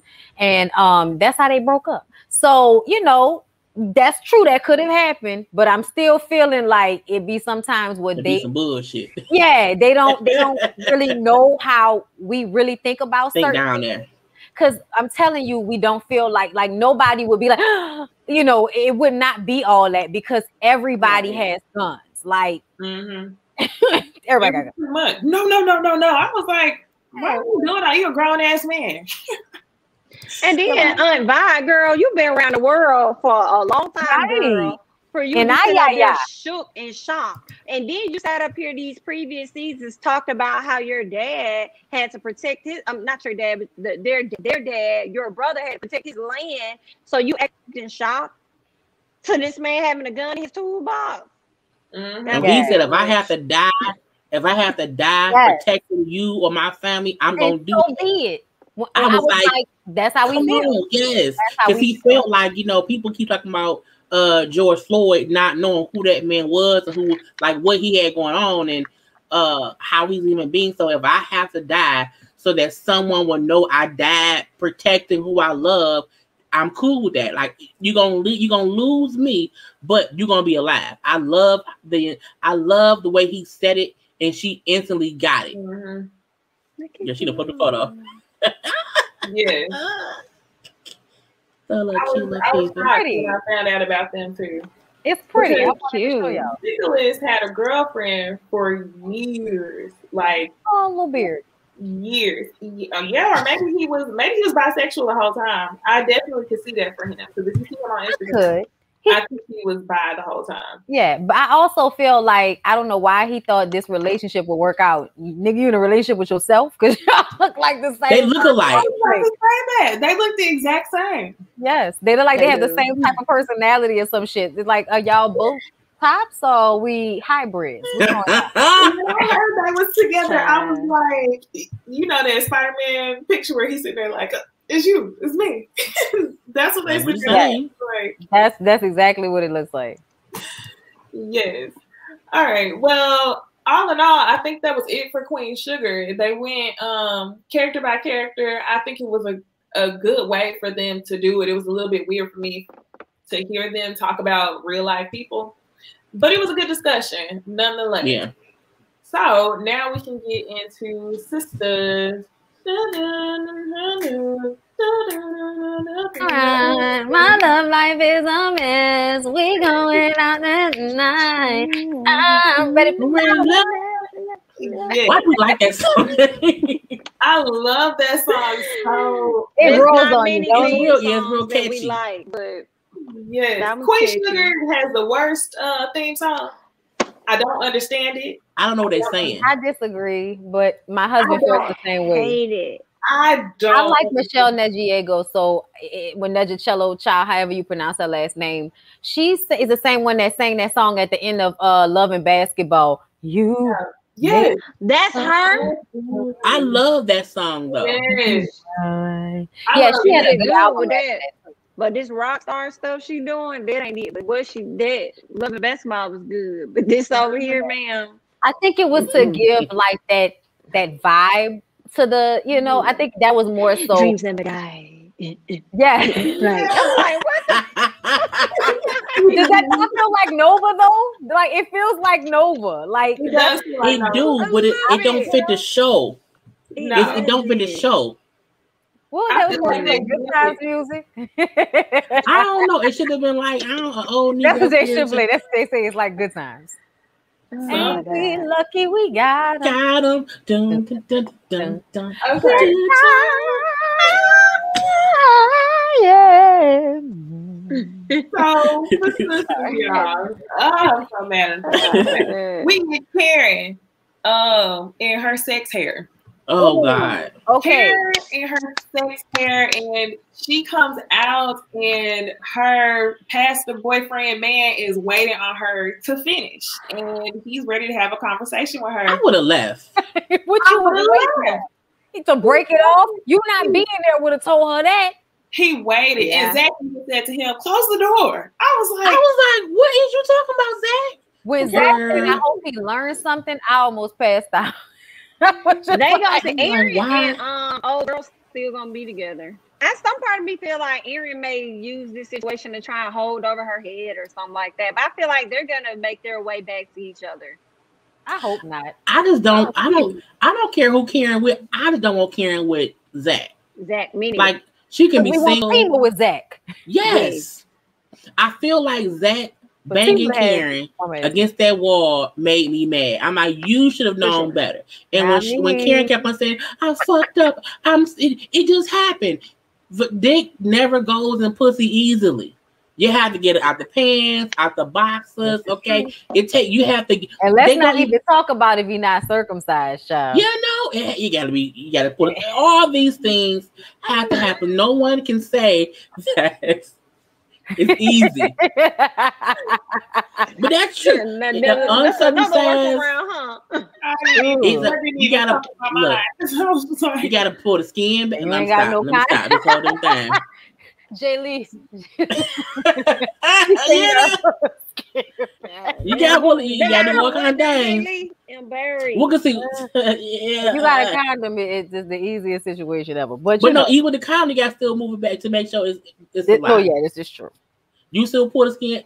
So only me and body know. That's y'all trying to make it like only me and body know. I guess we the only grown motherfuckers. I'm ain't gonna do y'all like that. okay. Thank you, Jamie. Don't do y'all like that.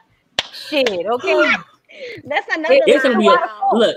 It's gonna be a wild game night Saturday because that's gonna be the conversation. But just you have to pull foreskin back to put a condom on. I'm gonna just So say that's how I I've know never experienced like an unsanitary one. I'll say that I've never experienced. Yeah, me either. That. Just because I see So that people can be outside bad. talking about, oh, it got to be clean. I'm like, well, any dick needs to be clean. Like, what are you talking about here? For sure. Who got dirty dick? Well, Zach might, but I feel like Zach and Karen fucking out the blue didn't make sense to me. I get y'all. Did it not? No, because I She feel wanted like the dick. Remember? she wanted been some like dick. Clara, dick deprived girl. I want the dick Clara. Give me the dick Clara. Is what she is. Give me the dick Karen because she wants some dick and Aaron won't give it to her. That's so sad. But Aaron's sitting there looking like what is there to discuss after you see her fucking him on the wall, and then they end there talking for a few minutes. I'm like, I could not sit the wife bowl. She couldn't and even just keep sit her there. hands off him. She was like, "Put your clothes on. Put your clothes on. Like, Let me go, Zach. Let me go. Like, I was and then want to go nowhere. Still messed up when she went and sat down to talk to. I wouldn't even be able to look at her in the face and have a conversation with her hair all over her head. She looked. It was naked, and I'm like, and your cooch is naked on the seat. Son says that. Clorox like that shit up. I was upset. I wasn't mad. I was because upset. She was due for a Zach fuck scene. I mean, when was the last time we had one? The beginning of last week's episode? Child, it's been too long. So we was gonna have one happen. I also feel like we knew that Karen and Zach weren't over, but the thing that pisses me off is that people keep comparing Karen and Zach to Andy and Gary, and I feel like those are two different things. And I'm tired of them doing it. Yes. Whenever agree. the girl sat down and they had the conversation, she said, well, that's why I can't judge you. I was like, where? Where is it the same? Why do y'all keep doing it? That didn't make any sense. Oh, girl, They it on makes some my nerves bullshit. so bad. Acting like him being broke and this nigga hugging you to death is the same thing. It's the same Child. thing. Zach can't have Andy, no wife, Andy was but Gary sitting there. did. Andy was sitting there like it's because she's been with Zach. I can tell. Yeah. I was like, choke this bitch out. I can't wait for Jasmine to pop up. Please, I can't pop wait up. for Jasmine to pop up in the middle of the night on that bitch. Okay. Oh my gosh, she works on my nerves. So before they got there, we found out who was running up the card with the fraudulent security. I Wait, no, still Who feel said the like assistant? Yes, we don't no. know. They said it who. was. They said it was the supposed client of Karen's. Right. I still feel like, well, how did she get the card? I still feel The like preacher Pam. lady. I think it's the preacher lady too. Hmm. Because that's the only thing that would make sense. There was no other reason for us to have met her. We ain't really met none of these other clients. And we had a whole conversation with this bitch. It's because she was supposed to come back and, you know, and maybe she is in cahoots with Aaron, and that's how they got the information. That's why Aaron was so like, oh, it's okay, let's just break up. And that's why he ate her and then tried to withhold dick, because that doesn't make sense to me either. And look, No, when he ate her, she he was did it. That's because rubbing her Zach bust feet, in. She But said still, she was why do gonna we? call her? True. That's But what- why are we going from it's okay for me to eat you out to now I'm totally abstinent? Like, It's so why do right. we? Because that one day I tried to eat you out, your boyfriend busting the door, and we got into a fight. At So that point, I'm not what? supposed to eat pussy. So what? You know, Zach God, don't be he around. felt You like done ran God. into Zach so many He said times. that was God sending him in there. Child, please, he full of shit. I think that it was a part of the game to me. It seemed like I don't trust Aaron. I just feel like a ball has to drop. Oh yeah, it's something. But I love when Danny said, "I can't wait for Karen to find out she was wrong." I love Danny. She like, cause Karen always so right, so I can't wait for her to see you was dead ass wrong. And I feel like I really love when Danny was like, "Oh, you fucked him before you found out he didn't do it." I was like, "Oh, me too." Did you fuck him before you found out that he didn't? What do you mean? I was like, "Oh, What are you talking about? Oh, listen, my other favorite moment was when Danny told your girl, she was like, well, you might as well get paid if you're gonna get your ass beat. I was like, right? And it was like, oh my God, that's so messed. I was like, I'll get my ass for me. I say, Dan, but you know, sometimes you need to hear it just like that in order for you to catch that. what it really is, which is you being okay with him beating your ass as long as you have a comfortable lifestyle. Admit it to yourself. And what I love that Danny said was when Karen was like, you know, everybody got their own little issues. And then Karen said, next we're gonna get on a little cowboy or something like that. And then he said, that's fine.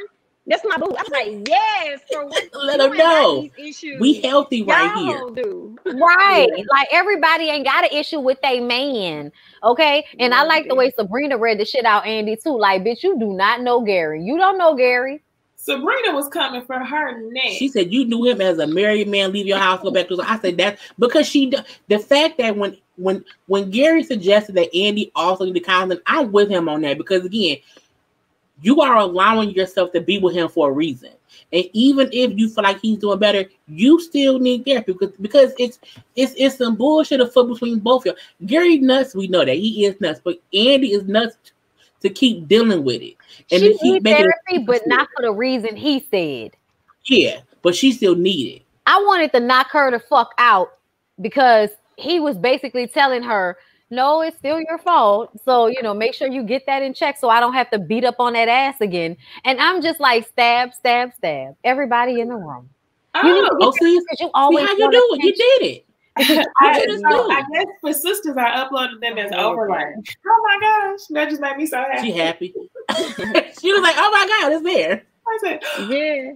Okay, I to hear him tell her that she always tries to flirt and need attention. It's like, well, what the you be doing? He said she smiled. I was like, I'm gonna choke you out. Do you know how much they make women smile in order to make men feel comfortable? And now that's a tool that I want to fuck you because I smiled. How about I smiled because it's uncomfortable? Yeah, I hate Gary gets on my goddamn nerves. Went along with it. Well, in that case, we can be engaged. We're engaged. I'll work on it. I'll be mindful of it. I was like, she needed that. She needed that. Damn. Take time there, Gary. And then the way the girls came in like they was about to do some shit, all for them to sit down and be like, well, y'all, if that's what she want to do, let's just go to the grocery store and get some more wine. Bitch, what? First Y'all of all, get my all in friends the can't walk in what? my house like that. Like, don't walk in my house as if you live here paying a bill, bitch. You even if you have a key, call first, knock on the door. Don't walk in, bitch. Because what if I'm in fucking? Like, I hate how they kind of walk in each other. Don't do that. I mean, because he might kill her, but still, like, just sit down some goddamn where. And then even them like, okay, here she go. No, you should take. I'm like, look, this fake ass improv ain't working. Okay, stop repeating the same shit. It gets my fucking nerves. But them kind of just like breezing over all the bullshit to go to the store to get some cheese. I'm like, really? Who would call? First of all, I would call Uber Eats. I'm not gonna leave the house and go to the store to get some fucking cheese for Sabrina. I don't want that. It's just it's bullshit if I think about it. But I do wish the whole outing of Fatima and Zach could have happened in a more shocking way than Fatima hearing them say Zach's name as if Zach is the only Zach in life. That was weird. Yeah, I was like, he ain't the only Zach for one. And then it seemed as if he didn't even shop at that grocery store. So it was like, oh, now all of a sudden we at the same grocery store. Like, what the fuck? Like, yeah, it was just all anticlimactic the way they made it, happen. But at the same time, I was glad it was finally over because I was tired of them dragging that shit out. I needed them to figure it out, just like I need them to figure out why Fatima's wigs always have a hump. Because all that beautiful hair her ass got, they just started braiding it right. It must not be. Thick ass braids. It's in a bun under there. She had a bun in her head. That's what it looked like. Like she got a ponytail under there. You know how you don't like comb the inside right here, so it'd be like in a hump when you put the ponytail in. That's what that shit looked like. I really didn't like that scene at all. I'm like, out of all the ideas we could have come up with, Tyler Productions, to have these ladies meet, this is what we did. Them being in the grocery store. Ain't nobody even say the name Zach. She just came out. Did you say, hey? Did you say that? How you know she there? Hey, did you say the name Zach? What kind of shit is that? Yeah, you know how exes are. You know what, it was guys? just so cheesy. We have to remember this is Tyler Perry, y'all. That's what we got. That makes sense.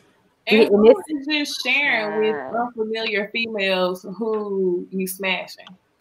But Zach isn't even a weird name. Like if his name was Kenosha, Kenosha. You fucking Kenosha?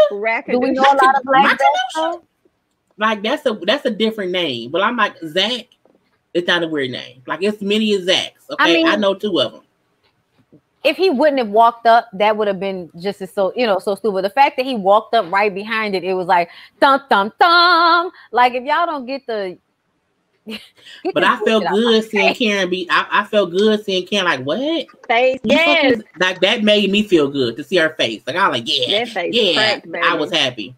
But even how we see for the preview that Zach leave with Fatima, I'm happy that he left with Fatima and he didn't I'm happy shit didn't happen at the store to where he had to walk home. Fatima looked like she gonna beat somebody up, bro. Like look at the muscles in her arms.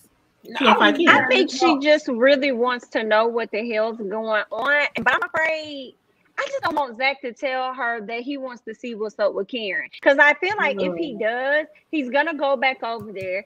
Karen still wants Aaron. So then it's like, you're going to be in limbo. Then what? I really want him. I want to see what his relationship could potentially be like with Fatima. I agree, but I'm gonna tell you the thing that bothered me about Fatima. When she went to bring him that money and he wanted to get his own place and she was like, I want you to stay with me. I was like, no, let that man stand on his own 2 feet for once and take care of his fucking self and prove to you that he can be worthy of what you offering and what you bringing to the table. But the fact that she wanted to move him into her house, I was like, oh, so you just going deep dive into some dumb shit. Go from not even that. She don't even say that let's see where it go. Bitch, what? I can't move in with you for 8 to 9 months on let's see where it go. Because when you leave me, I'm gonna be homeless. She said you have $100,000 saved up. I was like, I'm gonna need some. But how would that happen if he keep having to put money back in? Like, why you give me $25,000, give him all of that though? Like that sounds like you're gonna pay for him so he don't have to pay no bills so he can stack his money. Why do you have to make yourself seem like a better option when you're already the best option he's ever fucking had? You don't need to, but that's what women will do. They'll bend and twist themselves trying to prove they're worthy of some shit that needs to be proven is worthy to them. I don't think we're gonna see the end. I don't think we're gonna ever see the end of Zach and Karen. That's the only way they're gonna be able to probably fully tie them to the show. And I keep going back. That's why I'm saying this. I keep thinking about Fatima saying that this ain't the first time she's killed somebody. So, or she shot somebody, or whatever she said in that parking lot. It makes me feel like, okay, we're gonna fall in love with Fatima and Zach, and then we're gonna be like, go back with Karen at some point. And I think because they want to make, I think Andy gonna end up opening her own practice. She gonna bring Fatima with her, which will keep Aaron will keep Zach with Fatima some way and keep them in the fold. I do feel like Karen, damn it, these names. I do feel like Andy gonna do something good with that money that she won. She'll be on her own, and she's gonna bring Fatima, who is in law school to be a lawyer. They're gonna team up, and that's gonna be that. Now Karen may be pissed with Andy for bringing Fatima with her, and that could be a whole breaking with a sister circle, and then that can be a whole thing or whatnot. But we know Tyler Perry don't think so, maybe not. That's me being a good thinker, him not being one. So I don't know. I like the fact that I don't know what's going to happen though for the first time. Yeah, it can go. This show is dumb. However, it's great too because we watch and we can make up all these scenarios in our head because it's all plausible, and then it won't happen. It can be something else. Something out of his ass that doesn't make sense. And we'll still talk about it. And we'll be like, this nigga works on my nerves. That's why I catch myself laughing nothing when I watch this show. When I turn this show on, I start laughing because I'm like, the shit is so theatrical, but I'm also laughing because I find myself getting like more invested in the show. And I'm like, this is funny that I can actually watch this show and care about what's going on. Bruh. Like Maurice and Calvin talking, and Maurice called him, what do you call him? Vibrating, something about vibrating the booty. Yeah, the booty. I was like, and he was like, I was like, no, that's not right. But it's fucking hilarious. Mm-hmm. So as bad as it is, it's really good. It is. It is because storyline and bad dialogue. Yeah. Mm-hmm. Yeah. Like, even though it, like y'all said, is bad, for me, I still find the similarities or correlation with Married at First Sight. Like, it's real though, honey. At the same time. Like, that's a whole great transition. The bullshit. Okay. And for Married at First Sight, the pictures are uploaded as backgrounds. But I have to show y'all this picture. I have to. Not Page. This is what I was ready to start the conversation off with. I'm so glad I have this up here. Chris and Paige. Girl. Ciao. Okay, so all in all, y'all, I thought that made my face hurt. I was like, I said Paige and Derrick Jackson wife drinking the same damn water. I don't know what they putting in y'all communion. I don't know what's going on. It's something going on. It needs to be investigated. They God, honey. They God. Fix it, Jesus. It's the demons. So let's talk about Clara and Ryan first. I think they were a pretty simple couple to get on. Sure. And we're moving towards it. We're getting there. We're moving towards it. We're fine. We're moving towards it. I said if he said that one more fucking time, I want her to admit that she's unhappy to him. We hear it from her in the confessional, but I don't think she ever expresses it to him. But he should be able to. She keeps. Are you ready? Do you love me yet? Like he know she wants the dick. Okay, give me the dick. Clara wants the dick. It's not even like they're unhappy in other ways. Look, I don't want to beat on my chest because my mic right now. That's all she wants. I feel like Ryan ignoring it is bullshit. I think Ryan not happy, neither is Clara, and they both lived in the fairy tale. Like he's not happy with her, and I think that's one of the reasons he won't fuck her because he don't want to be with her. But two, it's because he just wants to be like, okay, if I don't have sex with her, then it's okay that we didn't make it work because I showed her in some way that we wasn't working. But I'm like, then say that shit. Like, don't make it seem as if in front of everybody else, oh, we're good, we're great. And even for her to keep complaining, like, but you sucking his dick or whatever you're doing to that man, whatever you're doing, you still doing it. So that's on you that you not happy. Like, you can make yourself happy by something like either we gonna have sex or not. I do like how she told him, if we together for 6 months and you don't love me, I'm leaving. Right. I would say fuck 6 months if you don't love me in some way, not in love with me. But if you can't find a way to like connect with me by the end of this thing, I'm not staying because I don't feel as if you're trying to really be with me here. If you can't be with me here on camera or during this 8 weeks or whatever, why would I give you, 6 more months of my life past this? That's stupid. He won't fuck you in private on camera. Y'all don't kiss and hug. Like it's when they was sitting in the airport or whatever. Was it the airport? Go on the helicopter. And he called her pal. I say, bitch, pal. Who say pal? Who the fuck? Like, that's not even like if he would have said bruh or bro, like because that's that can be whatever. He said, thanks, pal. Pal. I say, see, and the way he's never looking at her either. He's always like somewhere over here with it, like looking around. Yeah, no, we're moving along. It's getting there. It's getting there. Yeah, no, I'm over it and I want her to be over it. But it's almost like she's a glutton for punishment and he knows that. So he's just going to keep stringing her along. I just don't know what he's waiting for. Or are they doing the slow debt to divorce like Jacob and Haley are? I think he wants to show the end. I think she wants to be able to say at the end of it, I'm so hurt from this. I need someone to make me feel better. So if I endure all of this, at the end, I'm the victim because he put me through this for however long. No, you put yourself through it because you never spoke up to him. Yeah. He should see it too, yes. He should see it, but at the same time, closed mouth don't get fed. They both look like that meme. The cartoon character, and it's nothing but like fire all around them. And they're like, it's fine. It's fine. I'll be fine. That's them. And literally what Ryan and Claire are doing, it ain't nothing but a building just burning on fire. And they sitting there, it's fine. It's fine. It's not fine. I'm over it. And then she moving in. Right. I think Ryan is emotionally unavailable. I think that he's completely unattracted to Claire. And I also think that Claire is going to hang in there because she's used to toxicity.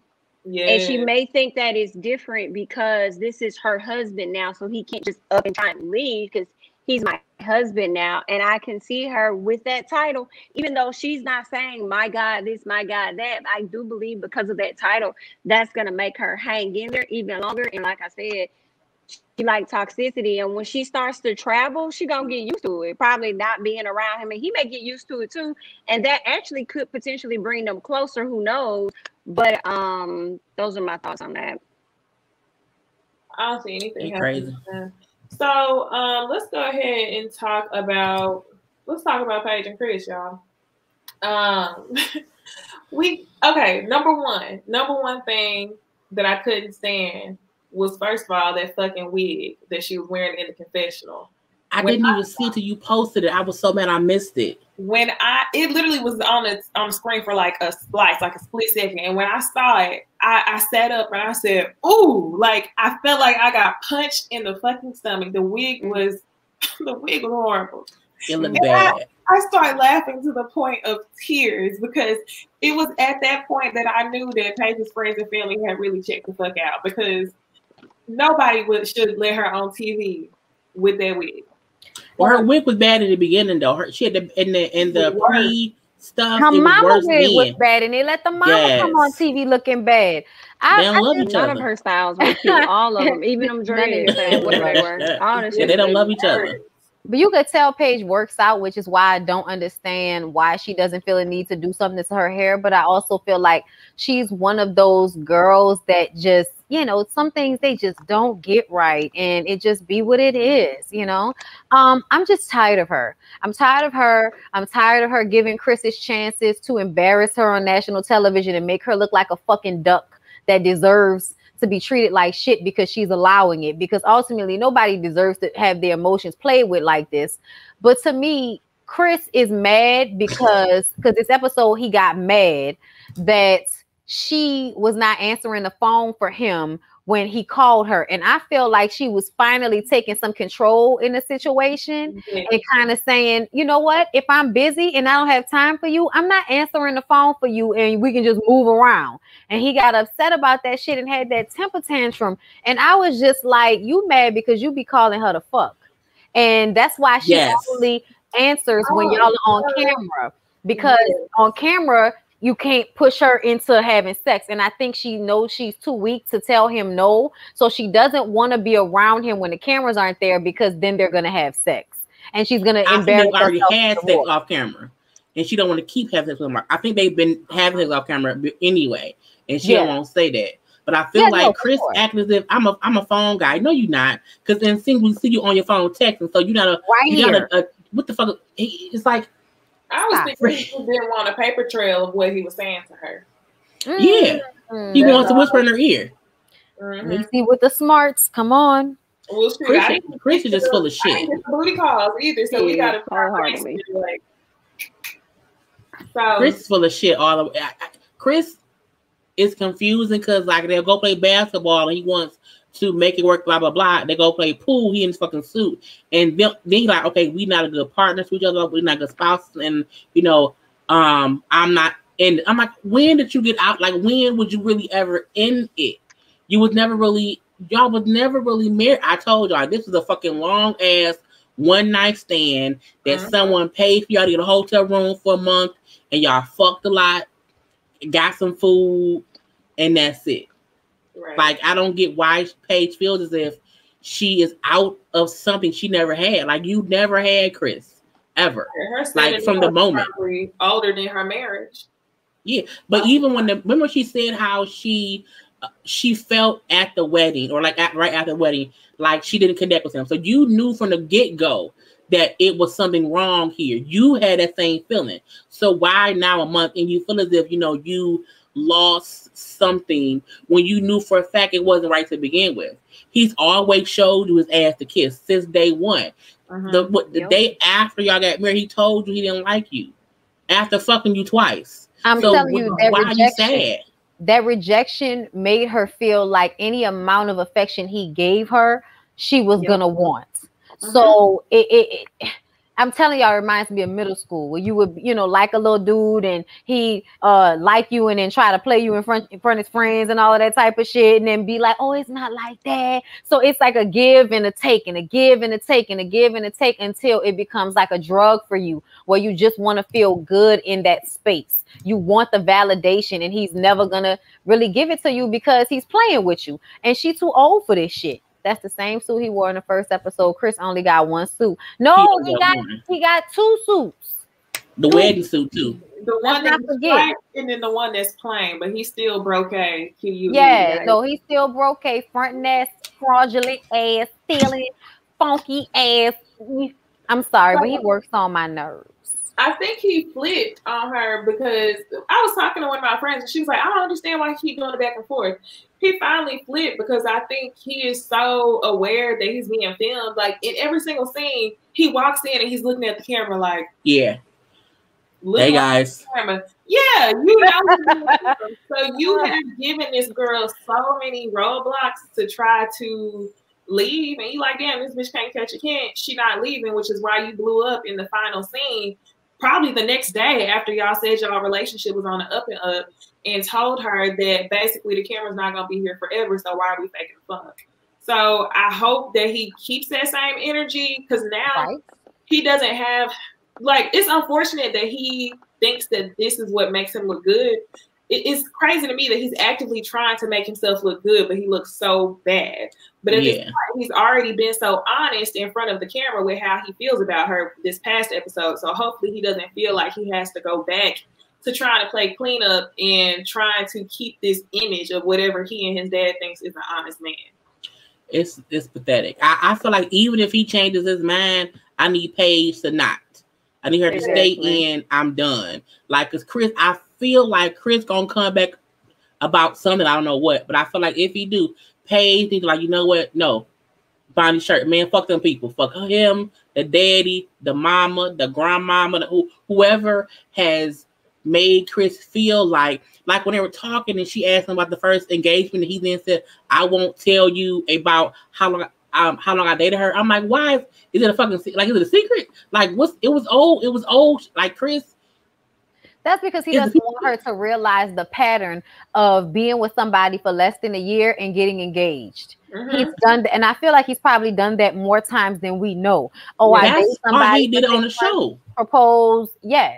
And that's why I'm upset that about the producers and the people that, the experts, whatever, because I feel like, and this is so funny because with Paige and Chris, yes, they turned out to be a shit show. But essentially, if you were trying to put a man with a woman he can manipulate, it was the perfect situation. They were matched. Yeah.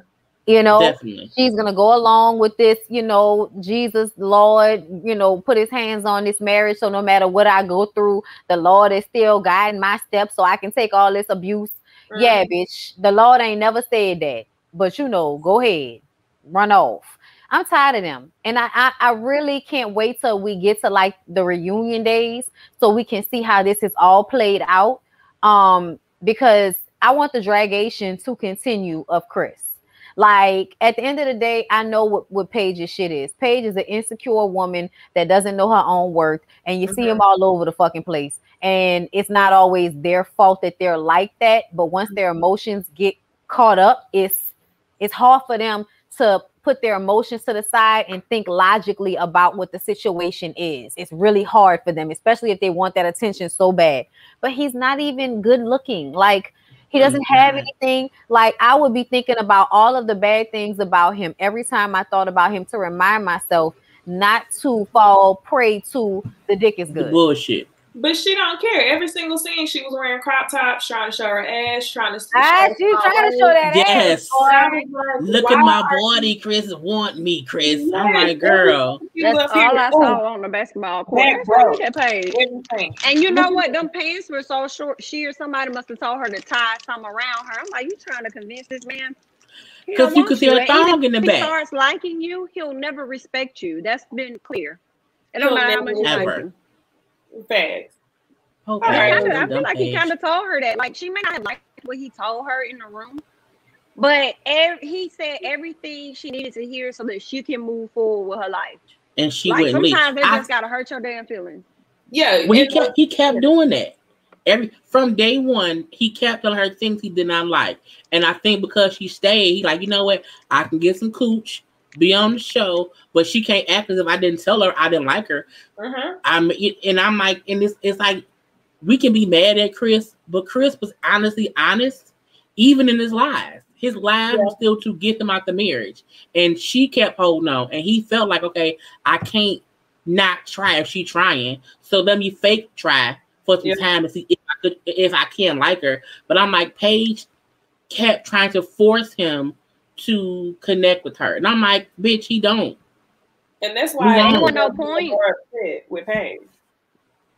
It was no point of even getting upset with him about, when I think about it now, about him buying a Mercedes and not even telling you about it. Girl, this man ain't even making no plans of what y'all gonna do post the 1 month situation. He never moved into the house. So how you mad? And then when she was crying at the end, I'm like, why you crying? Y'all don't go together. Plain and simple. It was that easy. All right, let's talk about Virginia and Eric. Virginia and Eric, lightweight, got a little bit of an argument about where to live. You said the killer, right? The damn killer. When I tell you, I'll be dying through the whole Jay Lee review when she talks about Eric because she said calling that man a fucking killer. I can't stop that. It's hilarious. He's a killer. She called it. She called it. Kill you, bitch. Why would you get on a plane? That's right. Eric, dog. When he talked, when he told Virginia, "Oh, we can't stay at your house," but then forcing her, trying to tell her, "But you have to stay at my house." Da, da, da, da. And I'm like, girl, and she be acting like she's so in love. And it's like, how do you not see this man? And he be kind of quote unquote sonning you or daughtering you. Like he just wanted somebody to control. I'm just disappointed in the matchmaker. Sorry, y'all. Go ahead. He's like his face. When you watch any killer documentary, they look like Chris. They look like, I mean like Eric. They look like him. And the victim looked like Virginia. I'm like, can y'all not see this shit on snaps? And he sit and talk to her like, if you don't do this, bitch, I will kill you. And I'm like, bitch, please run. Like, please leave. I don't like the fact that I get he owns his house. I get that. And when one person owns and one person rents, you should move into the one that owns the house. However, if she said, like, you know what, I don't feel comfortable there. Can we get our own place? Because I don't want to live at your house. Like my dogs up and down. Like she gave valid reasons to where she won't be happy there. I felt like they should have said they could have kept both their spaces. And while they're doing that, look for a neutral place so that when her lease is up, y'all can move and y'all can put your house on the market and then move. But he felt like, well, no, come live with me or do whatever else. But I'm not going nowhere. I'm like, that's not how a marriage works. And for that, I'm like, he's a fucking killer. He's abusive, and I don't like him. You're trying to talk to her like she incompetent, like she just not gonna know how things are supposed to go when you own one house and you about to go buy another. And then I said, see, girl, that's why he got you. Cause ain't no woman his age gonna let him do no bullshit like that. That's why he ain't got his wife now. I can't stand Eric. But what I feel like Virginia is doing, I think Virginia has a sense of pride because she knows that Eric's space is way nicer than hers. Even that one episode, whenever they showed everybody's houses, he was uncomfortable in his space, and it really wasn't nothing. She said because my space is more homey. I think it's a level of pride. She don't want to feel like he leveled her up or something like that. And she also knows how he is, so I think she's also afraid of committing to being in something that's 100% his.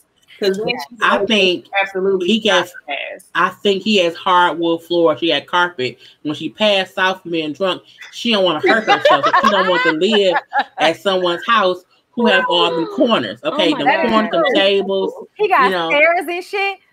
She gonna fall down those stairs one day. I won't die. I think she also sees his control issues and doesn't want him to have something else over her head. Like, you're in my house and you can't do this, you can't do that, or whatever. The fact that he was like, he thought compromise was her just moving in with him until he was able to get, a new place for them. And she was like, no, that's not compromising. That's just doing what you want to do. Like, to me, I feel like she needs to stick to her guns, because I also feel like just because y'all just got married, it doesn't mean that y'all have to live together. And it would be best for y'all to give each other space and time until y'all can get a house together. And then y'all can get rid of your respective places if you choose to and move into a home together. Because Cynthia Bailey and Mike Hill didn't, they said they're not going to get rid of their own homes, which I wouldn't either, because as a couple, it looks great in your portfolio to have another home in Atlanta and another home in LA. So why would you give up those other properties, especially if the shit don't work out? You want to be able to go back to your own stuff. It works out either way. Okay. In addition, they not in love for real. That's it. Right. Go ahead. I'm sorry. What you about to say? No. I was just gonna say, in addition, for like Cynthia and Mike, although it's not the same for Eric and Virginia, but what I like about theirs, they both have children. So should Noel need a home in Atlanta, she has it. Should his kids need a home in LA, they got it. And Eric and Virginia don't know what may happen down the line, to where they may have to gonna murder her in that house. Like she said.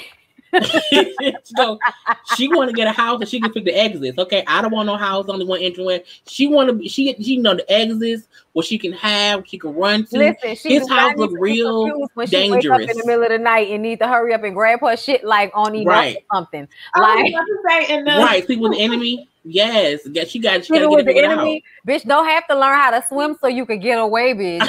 Okay, look, don't have to have breaking the lights. Listen, to make sure one of the lights is out, so you can swim back. Okay, girl, that's run, Virginia. He crazy like that. They're another one of the couples that are just like, everything's fine. It's okay. Everything's fine. In front of Ryan and Clara, fronting their ass off in front of Ryan and Clara. We love each other. I love her. She loves me. That's what I'm saying. Oh God. He knows that one day, especially after talking to Virginia's friend, that one day she's just gonna be like, okay, I'm done.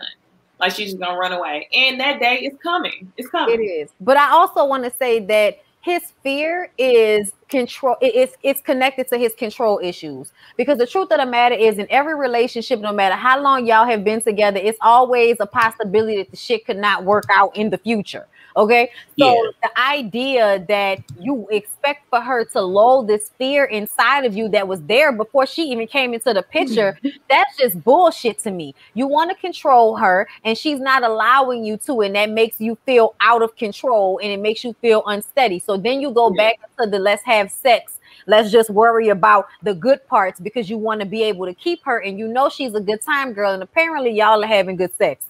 Because that's the obvious pull in their relationship. They fuck and they get over it. But the issues still remain. I do think she's going to run. I think she should run. I think all her instincts are telling her right. Telling her to run. Yes, because in the long run, he's going to want to have more and more control. He's going to want to change her over time. It's going to be little, but it's going to happen. And sooner or later, he's going to chip away at the person that she is. And I think she recognizes that. It's 2021. Women don't have to do that anymore. Like, there are men out here that won't ask that of you.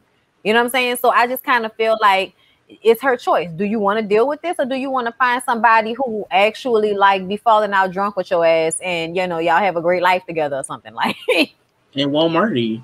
Oh, it won't murder you. And won't or your dog, because he seems like the type to kill you and your dogs. Because she did say on the next episode how she mad about whatever they keep talking about with our dogs. Right. They dogs don't get along. And that's why she was like, I want to keep my place because, you know, it's easier with the dogs. And I just kind of feel like when he went off on her, you know, about that, Jamie, like you said, you know, he was like, you know, well, you can go wherever you want to go, but I'm not. I was just kind of like, it would have been so easy. Well, you know, we can leave right here. It is. We can let this be a slow debt to the divorce. I love the fact that Jacob said that because that's been stuck in my mind. He went off. So my only notes were, okay, Bree and Vincent with the short story. My only notes was hard eyes, same old. Vincent wants a great life. This episode, we only saw cold Vincent. We didn't see the hot, passionate Vincent. So we didn't see crazy Vincent, the murderer. We just said, I'm happy today, Vincent. This is the murderer that accidentally kills his wife because he hit her and then she fell and hit her head. Right. Oh my gosh, I'm so sorry. And then he trying to revive her after what he did. Wake up. Okay. And then the rest of his life trying to, like, you know, atone for that. You know, I didn't mean to kill her. You know, I was mad. Yes, he was trying to impress her when he opened up that champagne bar. I said, "Here you go. You still try." She told on that bullshit. You better calm down, bro. Impress her. But I'm not gonna lie, that boat situation was right up my alley. I was like, it was so beautiful. Yeah, it was beautiful. I was like, man, I would like to do that. That was nice. Like they seem like the one couple who will make it because they put forth, like he put forth effort into that for the 1 month. You know, watching the video was great. The little dinner was great. And even when he asked her, like, do you feel married? She said, well, no, I think, you know, I don't feel obligated to be married. I want to be with you. And how he said how that was the best decision he's made. Like, I do feel like either he gets angry sometimes. I like them as a couple. I do. I just want to make sure that he gets whatever therapy he needs to not get mad no more. Yeah. But I can see them two working out as long as he do that. Because this episode with them, like it was beautiful. It was a beautiful backdrop conversation. They both look gorgeous. Yes, like they look happy. He had a vest on. It was nice. Yes, it was such a great, you know, episode for them. So yeah, I liked it. They was the only ones. Yes, that's true. I want the best for them, but he need to get some help. Yeah, he needs some anger issues. I'm nervous in the long run. All right, let's talk about Jacob. Jacob then turned up into savage mode. He said, he was like, fuck this shit. He did. Fuck it. He couldn't take it no more. And I loved how he was saying a lot of the points that we have been talking about with Haley going forth. I was like, okay, so we are reading it exactly the way that it is. So we get we get reset Haley. Haley is telling everybody when they ask how they're doing, instead of saying, oh, we're good, she says, we're communicating. What does that mean, Haley? Y'all been communicating the whole time. So she hires an astrologist to kind of, I guess, tell them about their relationship. And anybody could have told her what the astrologist was telling her because you could see it from just their body language sitting right there. Haley always anxious, always looking like she's ready to cry.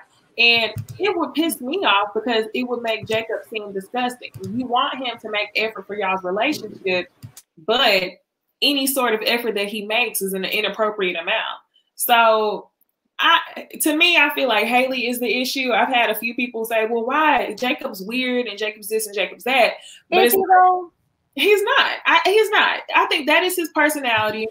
I think Haley may seem a little weird. She is weird. She's very weird. I think Jacob is hilarious. And when she was talking about how he always makes jokes and nobody knows it's a joke, I'm like, bitch, we watching him on television and he's whispering and I know it's a joke. What are you talking about? Like, she be full of shit. She loves to read him. And then the thing that makes it bullshit is because we've seen her laugh at his jokes and have these same kind of sarcastic replies to him. And then all of a sudden it's like, yeah, we never have good moments. Bitch, what are you talking about? We see her. She's crazy. Something's wrong with her. But because she's because she's the white woman in the situation and Jacob likes 80s shit, all of a sudden that makes him crazy. And her because she's a young white woman. And she's what, 27? Yes. She's a young white woman. She's young with old white bitch tendencies. She wanted. I want them to break up now. That was funny. The astrologist was like, but you guys are compatible. Yes, all the way though. Their numerology numbers and every life path lined up, everything. Y'all's moon signs. Haley full of shit. If you don't like him, then don't like him. Just but don't make it seem as if something's wrong with him. Right. When he told her, he was like, "You're not being honest about something." I was like, okay, so we're spot on because that's what we were saying. Like, you're not being honest about the reason why you pulled back, and that's a part of the issue because now he doesn't know what to do. Like, how am I supposed to try to woo someone who is not attracted to me? And when I hug them, they seem repulsed, but they'll hug a fucking stranger off the street like it's not an issue. When he was like, come on, it's a hug. And she was like, what do you mean? What do you mean? That shit was making me mad too. I was like, bitch, you know what he means. Yeah. He means you making a big deal out of a small gesture, which pushes him away even more. And then she's like, well, I've apologized so many times for saying that I wasn't attracted and for pulling away. I've apologized so many times. Bitch, you keep doing the same thing. And then you keep trying to make it seem like it's him when it's you. Like, and that's the thing that's infuriating about it, because just say you're not attracted to him, but don't dog him out, confuse him, fuck him, and then make him feel like he's repulsive. Like, because it's not him, it's you. That's the problem with her. I would like to know what her previous relationships have been like, because I think she's lying about saying she hasn't had a relationship in 11 years. I don't believe. I think she been fucking for the past few years, and that's it. Yes. Because she just. But you know how women are. Even if you are fucking somebody, that's in some way, shape, or form a relationship that you maybe wanted, but it didn't want you. So y'all just fuck buddies. Women don't just be fuck buddies with, especially women like her. They just not about to be a fuck buddy and their emotions not really involved. So I want to know the real tea on Haley. Email. And that's why you get along with everybody so well, because all the people who you have relations with have purely just been sexual. You keep saying you at bars. Of course, you're gonna get along with the dudes you meet at the bars because they want to go home and get off. So just like you connected with him the first 3-4 days, and then because he was somebody that stuck around and wasn't a one-night stand like you used to, bitch. Ciao. Yep, she wants an ain't shit ass man because she's an ain't shit ass woman. Basically, and that's what she should get. Because he's a good man, Savannah. Like he's a good man. Like he's really a man in real life. Like. Ain't not his face. Y'all don't find this man a white woman that like 80 shit like him. It don't even have to be a white woman, because something makes me feel like he probably wouldn't mind somebody that was a black woman. A little minority in his life. He said I want her to have a larger nose. Y'all remember? Oh, you did say he like large nose. I do feel like if they don't work out, he's gonna get more attention from this show because he's not a bad guy. And he got a bad wife. Like people say that, Haley's as bad as Chris. She is, because she is also gaslighted to make him feel like he's the issue. And I'm like, well, we see that it's you, bitch. Like, leave it alone. But this is an example of a bad wife, bitch. Yep.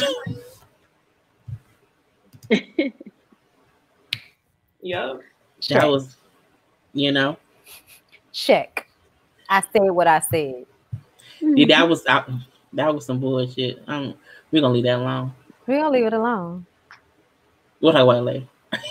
Oh, why I didn't? Go over your head. She been drinking. She been drinking. Oh, yeah. We go. So yeah, Haley and Jake was full of shit, but I was here for Savage Mode, Jacob. Mm-hmm. Yeah. I don't know. I think it was a long ass fucking 2 hours of the show. I broke it up. As hell.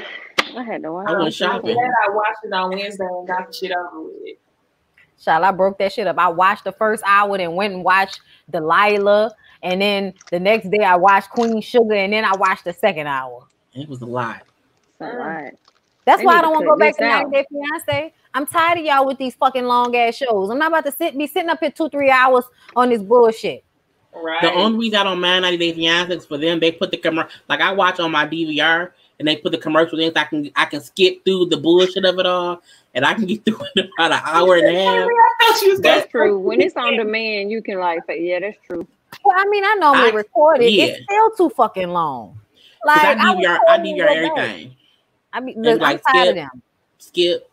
Skip, fast forward. We got some other good shows that we gonna pick up on this panel, but I know. Viewers, go ahead, comment if it's a show that y'all watch that we ain't got on our radar. Yeah, let us know something. Mm-hmm. I think we should do Snowfall. Low key, but Snowfall is so long. If we do Snowfall, we gonna have to. But no, not a full recap though. Not a full thing, but like a skim over what we liked on the episode thing. Yeah, because I liked Aunt Louie and Jerome, and when they went to was it Arkansas, and he was in his little leather coat. I'm like, that was I just love that scene. I love it's hard. Y'all not gonna be happy until I have to go back and binge watch, right? We're gonna make you talk about it until I go back and binge watch it. Oh my God. Cabaret or no? Yeah, we could tap on it. Is that back on? Oh, I watched that. What's that?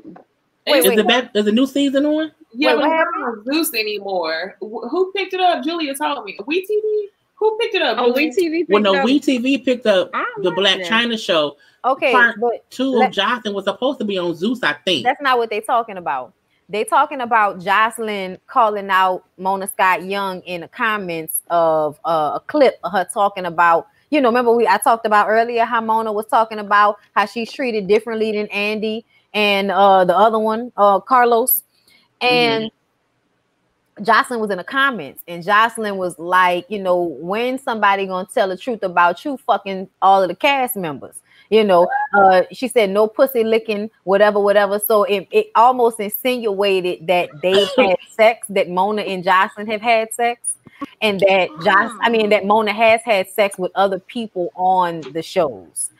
That's what she insinuated. So yeah, that's what Jocelyn is on tonight. I wasn't expecting to see. Jamie went goodbye. I said, they said Snowfall. They said Mayans. They said Little Women in Atlanta. Thank you. Jocelyn Cabaret. I did watch Jenny in Georgia. I thought it was good. I was mad at how it ended. Yeah. That's on my little list of stuff to watch, but I haven't watched it yet. It was good though. I really like Georgia. I remember how it ended. Yeah, I ain't like that either. Yeah, I don't like that at all. Jenny need her ass whipped.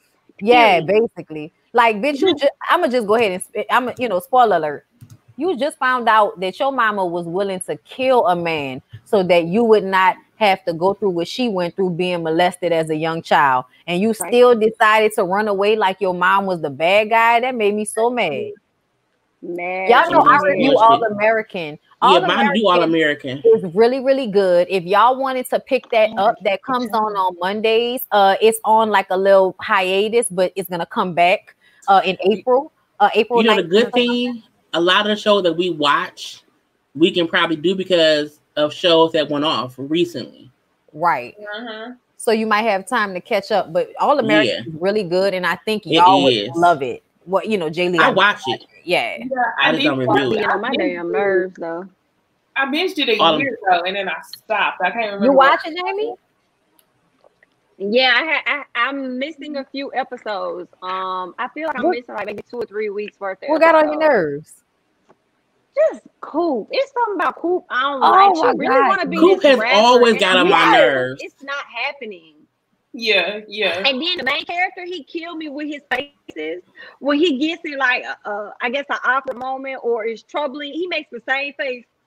Like, and I just be like so pressed by him. I be like, "Get your ass up and go." And he be making me so mad. The show is really good though. I do is. enjoy it. I just gotta catch up on the episodes though. But it's a I good think show. I just missed It this latest is. season. I just missed the wait.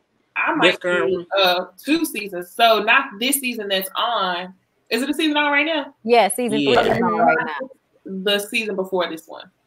Okay. Well, Bondi, this is Because Bondi reviews it. Yeah, I review All American, and it's one of my passion projects. I call them because I have videos that don't do that well. You know, they might get like 1,000 to 3,000 views, but they're still like some of my favorite shows to have commentary on. So I do them anyway. I would love for it to be something that we talked about on here, especially like This Is Us. This Is Us is so damn good. We have to talk about it. I love This Is Us. I don't watch never This seen Is Us. This Is Us. I gotta watch it. I would love it. Y'all would love it. I Oh watch my it through God, Bondi. Jamie. How many seasons? Oh my God, it's 5 seasons. But I honestly, it's 5 seasons. But I feel like, and it's on Hulu. Jamie was like, "Oh, okay." No, I'm about to tell you, if you watch it all at one time, it's probably the best way to watch it. But I would just say break it up. Like you could probably watch a season every couple of days because I feel like it flows really good, but it's really emotional. So you might want to break it up a bit. You know what I'm saying? I watched season 1 already, and I was like, "Girl, No. I say crying there all the time."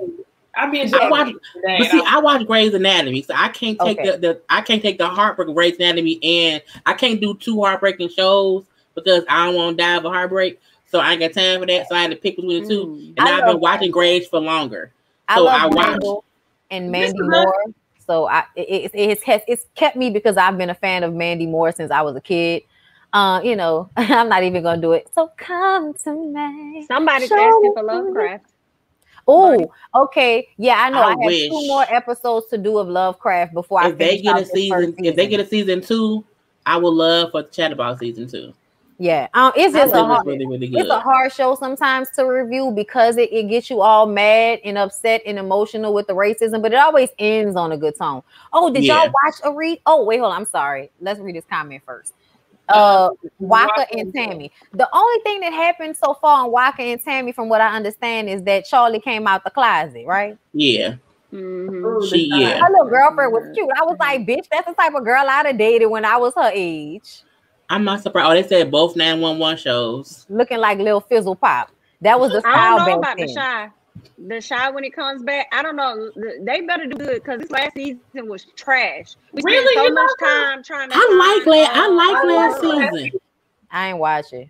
The reason I liked it was because I felt like when Brandon left because he was on some bullshit or whatever, they had to completely redo some stuff. And so for me, I went into it knowing it's gonna be different. I think some people who were so invested couldn't let go of they had to change it because the main person is no longer here. Right. So they had to kind of start over. So I looked at it from that standpoint. I think they can't because he was messing with people. Somebody said I don't understand Lovecraft Country. Watch my reviews, love. Also, there's a podcast. There's a really excellent podcast about Lovecraft Country. Lovecraft Country it isn't a show that you can't watch Lovecraft like you watch Sistas. Like you have to watch it and pay attention. To get it, and not like it's homework. But again, if you just watch it and pay attention, it's really good. No, it is. It's a great show. Yeah. Honestly, episode 7, I feel like changed my life in a way.